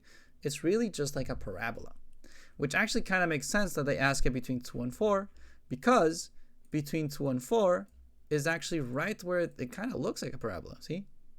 So they're telling you, like, okay, for safety regulations, write the part where people sort of are gaining a lot of speed and then they're going to launch off. It has to have a certain sort of parameter, a certain safety regulation. It makes sense, see? So you have that it has to be a parabola that looks like ax squared plus bx plus c, and they tell you as a rule that you need to have that h of 4 equals 1, that h of 2 in the derivative is negative 1.2, and h of 3 in the derivative equals 0. So look at that. That is very important. This is in the OG, but these two are in the derivative. So be wary of that. See, be very wary of that, because your first equation, it's pretty simple following this first sort of original thing, ¿cierto? So these are the 3 equations that come out of. For the first equation over here, this being the second and this being the third, for using the first one, it's pretty easy. You just plug in 4 for x, 1 for y, and you end up with h of 4 has to equal, actually no, sorry, all of that equals 1, ¿cierto? So that means that when x is 4, y is 1. So you end up with 1 equals a times 4 squared plus b times 4 plus c. So your first equation ends up as 1 equals 16, because 4 times 4, a plus 4b plus c. So that's, which I am now going to put in whatever in blue, this is my first equation, using the information they basically forced me to use. For the second equation, it's a little bit more juicy, because the second and third, as I told you earlier, is for the derivative. So let's first do the derivative of h of x. So you have h of x, see? You have h of x, let me do it up here. So you have h of x, which is ax squared plus bx plus c. And if you do the derivative from here, now I actually do have to explain derivatives. So for the derivative, which is actually just up here, ¿cierto? The derivative, I did show you an example quickly earlier. Now I have to show it more thoroughly. For the derivative, really focus on the n, okay? For the derivative, 2 things happen. that I need you to have very, very clear, okay? The first thing that happens, as you can see, is that this n is going to get a -1, see? So the first thing that happens at the exponent gets basically like a -1. And the second thing that's going to happen, or actually, probably makes a little more sense if I explain it the other way around, see? The first thing that you're going to do in a more chronological order is that the exponent multiplies below. Exponent multiplies below. So no, look at this n, it goes in front multiplying. So that's the first thing you're going to do. And the second thing you're going to do is that you're going to do the exponent -1, as you can see there. So as long as you first multiply exponent below and then you put a -1 up top, you're good to go. This probably makes more sense with a couple examples, like x cubed is going to end up as the 3 multiplying in front, so 3x, and then you do 3 minus 1 up top, 3x squared. That is the derivative of x cubed. Another example could maybe be, I don't know, 1/2 x to the power of 4. That's a classic, ¿cierto? So what you end up with is 1/2 times 4, because the exponent goes down multiplying, times x to the power of 4 minus 1, because you're going to do the 4 minus 1. You're going to do the -1 to the exponent. So this ends up as 4 divided by 2 times x to the power of 3. 4 divided by 2 ends up as 2x cubed. Okay? So that would be the derivative of 1/2 times x to the power of 4. Got it? So there you had 1 or 2 examples. Now let's see how it ends up over here. All you have to do is, for the derivative, is take this 2 and multiply it in front and then do a -1. So you end up with 2ax to the power of 1. So you just leave it like this. And for the next one, you have that it's to the power of 1, ¿cierto? So you do 1 multiplying in front and then a -1. You're going to end up with x to the power of 0. Anything to the power of 0 equals 1. See? That's another math rule. Anything to the power of 0 equals 1. So you actually end up with just 1 times b, which is b, times x to the power of 0, which is 1. So it's b times 1 ends up as just b. And this last term, technically, very, very technically, you have an x to the power of 0. 0 multiplies in front, so z times 0. Anything times 0 is 0. That it? The other way you can remember it is that if one of your things doesn't have an x next to it, you're just going to get rid of it. See? So this is the derivative version of h of x. 2ax plus b. Got it? So the derivative version, which I will be putting over here, is 2ax plus b. Got it? So these right here that I'm putting now in yellow is where I'm plugging in my 3 sort of like sets of data. See? So the first set of data that it told me was that in the OG you have 4 for x, 1 for y. It ends up like this. For my second set of data, I can plug in 2 into the derivative and end up with -1.2. So you end up with -1.2. So the whole thing on the left is -1.2 equals 2 times a times x, which in this case is going to be 2, plus b. So that means I end up for the second one with -1.2 equals 4a plus b. Okay, so that would be, that would be for this second one. And for this third one, again, you plug into the derivative, it equals 0. So this whole thing on the left is 0. Equals 3 for x. See, so 2a times 3 plus b, so you end up with 0 equals 6a plus b. Okay? So that is how you sort of end up or have or whatever your 3 equations. That it? And then for part F, you need to find the values of a, b, and c. Now I know that there's a way to do this very quickly on the calculator. You just plug it in and it solves it. But I'd rather show you the behind the scenes first. See, I know that there's a couple tricks. You can Google it. I'm sure you'll find it for solving systems of equations. If you want to Google it, ask in Google how to solve systems of equations quickly with a TI-84. I'm sure you're going to find it. But for me personally, I'd rather show you how to solve it by hand initially. See? So what's the main idea that's happening here for part F? Now that we have the three equations that I have in blue, which, let me just check that they're correct, probably is. Here you have the first one. So the 1 equals 16a plus 4b plus c. Here you should have the second one, negative 1.2 equals 4a plus b. And then over here is the third one, okay? 0 equals 6a plus b. So now that we identified these three sort of like equations that come out of the three sets of data that they gave us, we need to find the values of a, b, and c. So what we can do, or what we need to really understand initially, is that this first one, okay, this first one has variables a, b, c.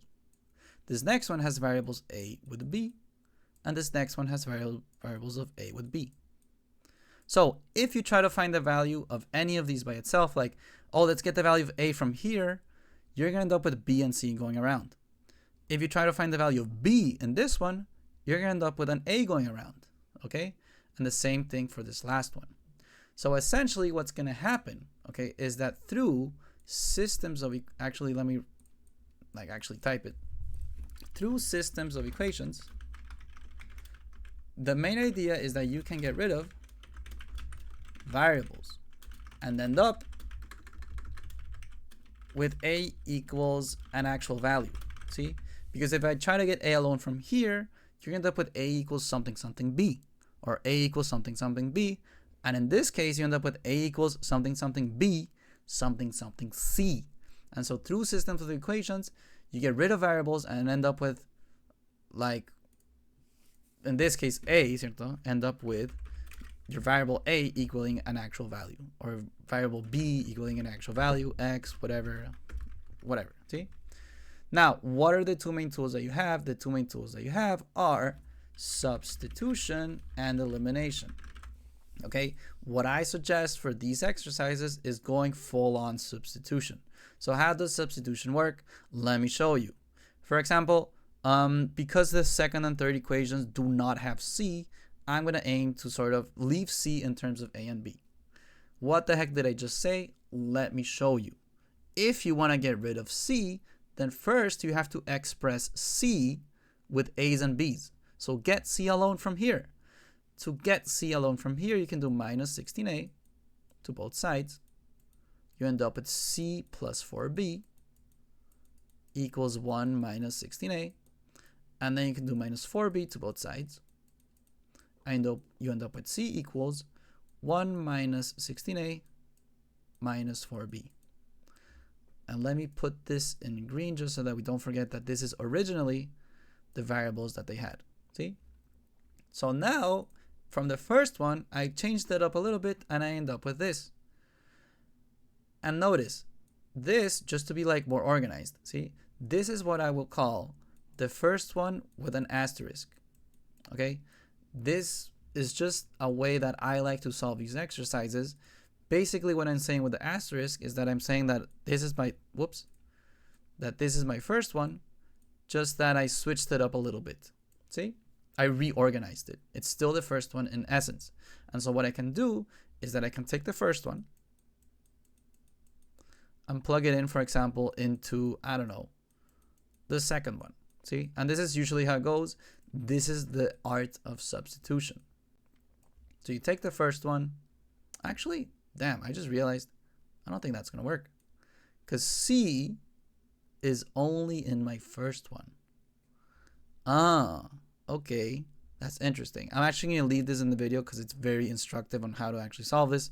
I was trying to get C alone so that I can plug in C into the other ones, but the other ones don't have C. So what I should actually be going for is trying to have like everything equal A or everything equal B or something like that. So actually, I'm going to leave this process right here. I think it's fine. Or actually, no, I don't think this is useful anymore. Unfortunately, if I had seen my other ones, it would have been, but it's not. And so what I actually have to do, I'm leaving it in the video because it's good to recognize if you're doing something wrong, what to do from there. ¿Cierto? I recognized having C equals something is not going to help because I can't plug that in anywhere else. See? So let's go ahead and take, because the second and third both have only A and B, it's probably better to start there. So if I take the second one and I move it around a little bit, right now you have minus 1.2 equals 4a plus b. And so from here, what I can do is, I don't know, maybe I can get b alone. See? So if you get b alone, you do minus 4a, b equals negative 1.2 minus 4a. And so this is what I will now call that my second one changed. Okay? So this was my first one. This is my second one changed, of course. ¿Cierto? My second one changed is b equals negative 1.2 minus 4a. And now I can take this second one changed and plug it into the third one, unchanged, right? And so the second one changed with the third one unchanged. Basically, all I'm doing is that I'm saying, yo, check it out. Your b is all of this. So all of this that I'm putting in pink will be plugged in right over there. So that means I end up with 0 equals 6a plus b. But b is this whole thing in pink. So it'll be plus negative 1.2 minus 4a. So 0 equals 6a minus 1.2 minus 4a. So now we can get a value for a. Because notice, and here's the magic that I was trying to show you earlier.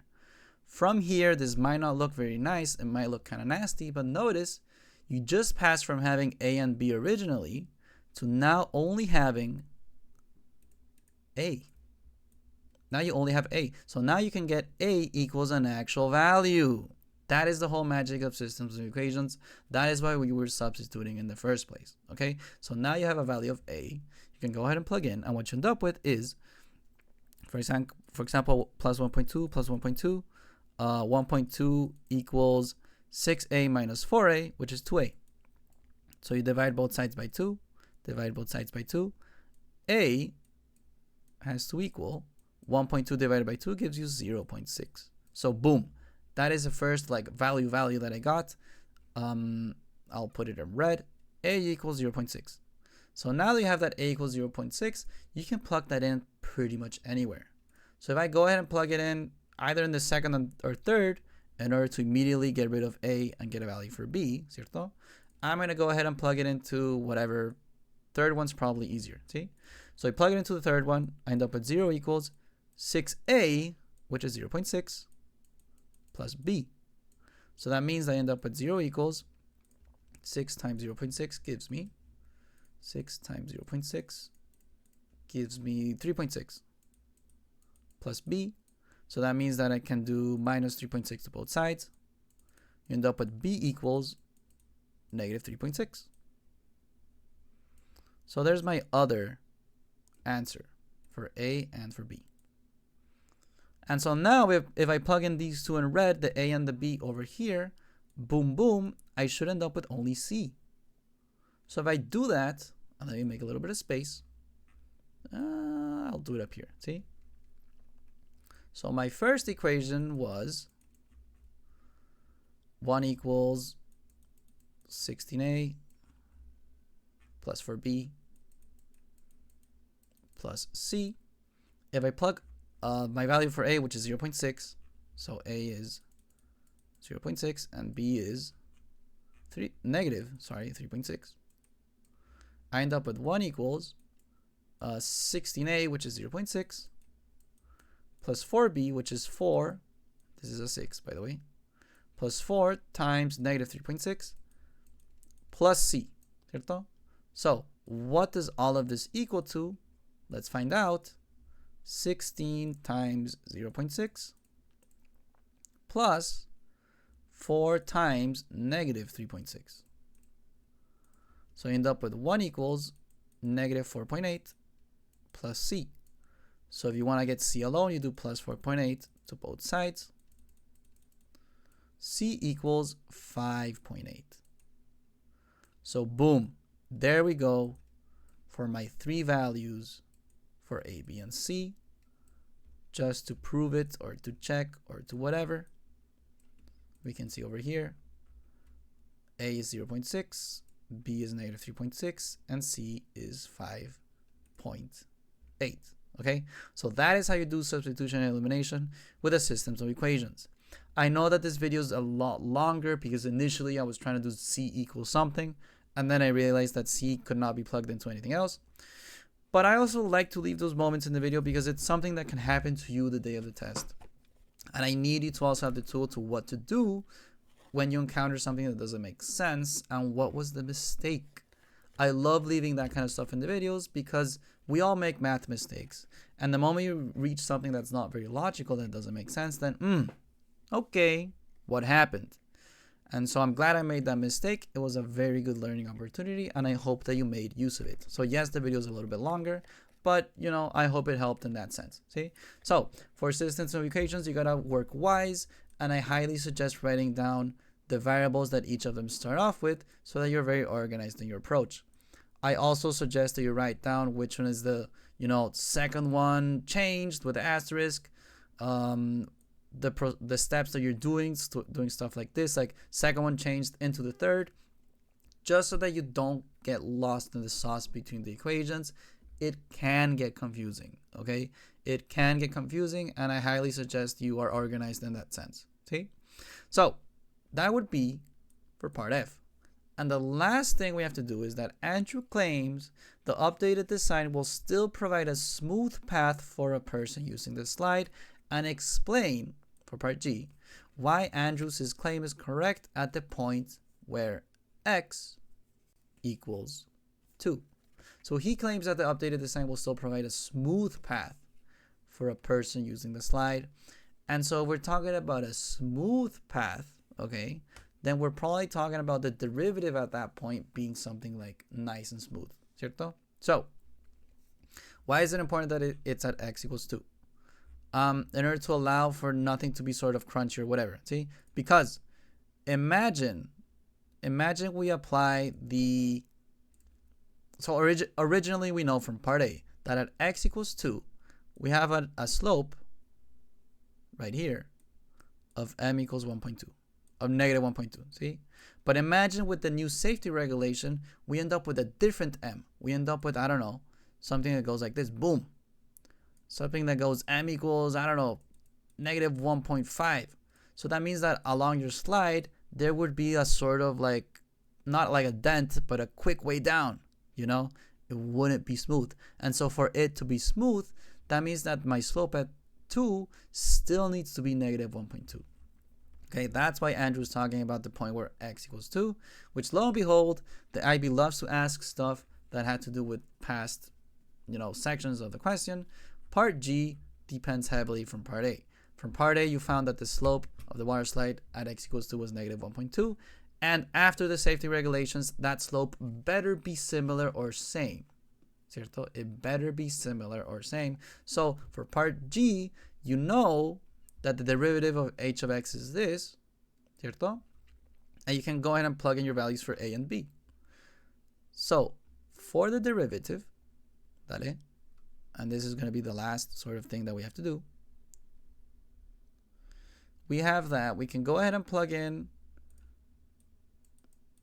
for A, which is 0.6. So the derivative ends up being as 2 times 0.6 times x plus B, which we know is negative 3.6. So actually, instead of a plus, it's just negative or minus 3.6. See? So that is my derivative function. If you want to leave it a little more pretty, you can say that 2 times 0.6 gives you 1.2. So really, to leave it very, very pretty, you end up with 1.2x minus 3.6. Okay? And from here, to explain why Andrew's claim is correct, you go ahead and plug in x equals 2 into the derivative and see if you still get the slope that's in pink for negative 1.2. So do I get the same slope?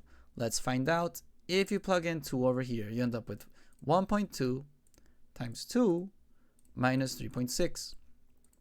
Bada bam, bada boom, negative 1.2. So still, even after the safety regulation, you end up with a slope of negative 1.2. So look at that. You still end up with a smooth part in your water slide. See? Maybe after the safety regulations, maybe it would have gotten deeper. Maybe it might have even gotten more flat, right? To make it like, oh, less speed, but then, it's still like a bump here. So who knows? In this case, the slope ended up being exactly the same as before. So that would be for part G, and your argument is basically that you end up with the same gradients. Okay, gradients are the same, and look at that. I did not think that was another way to answer. You can also say that heights are the same for both curves. Okay, for me, I'd say that the bigger argument is the derivative. They're also, I guess, asking you, I'm kind of surprised, honestly. I'd say that it's good enough with the derivative, but they're also asking you to find the height, and that's the same idea, ¿cierto? You plugged in x equals 2 for the derivative, you got the same slope. Hopefully you get the same height if you plug in over here too. And knowing the values of a, b, and c, which we have up here, ¿cierto? Then that means that h of x, that we know is ax squared plus bx plus c, ends up as 0.6x squared minus 3.6x plus 5.8. And so if I plug in 2 over here, I should end up with the same height that I was getting earlier back there, ¿cierto? So if you plug in 2 for x here, you end up with 0.6 times 2 squared minus 3.6 times 2 plus 5.8. So that is your, so when you have x equals 2, you end up with a height of 1 after the safety regulation. And before the safety regulation, in part B, we found the equation for h of x, which is right here. So if you plug in 2 for the before safety regulation, you should end up with the same value in order to support Andrews's claim. Look at that, you also get 1. See? So you're the 2 things you have to mention. I'm surprised you have to mention the height. I would say that with the derivative you're fine, but now that I think about it, it's not only that you have the same slope, but it's also that it has to be the same height. Because you can also have the same slope over here, for example, but maybe the height would be a lot lower. So that means that right here, you would end up with a slide that it goes like this, and then right at the safety regulation, boop, it drops all the way down. See? And so yes, it would also be the same slope, but it's very relevant that it's also the same height. So I did not consider that. 2 of us learned something today. Look at that. Life is beautiful. See? So the 2 things for supporting Andrews's claim is, on the one hand, the smooth path, the same slope, but also that it's also the same height. Because if you have the same slope but at a different height, that doesn't sound very smooth. Ladies and gentlemen, number 5 was pretty intense, but we got through it. So good job. And what can I say? I hope it helped.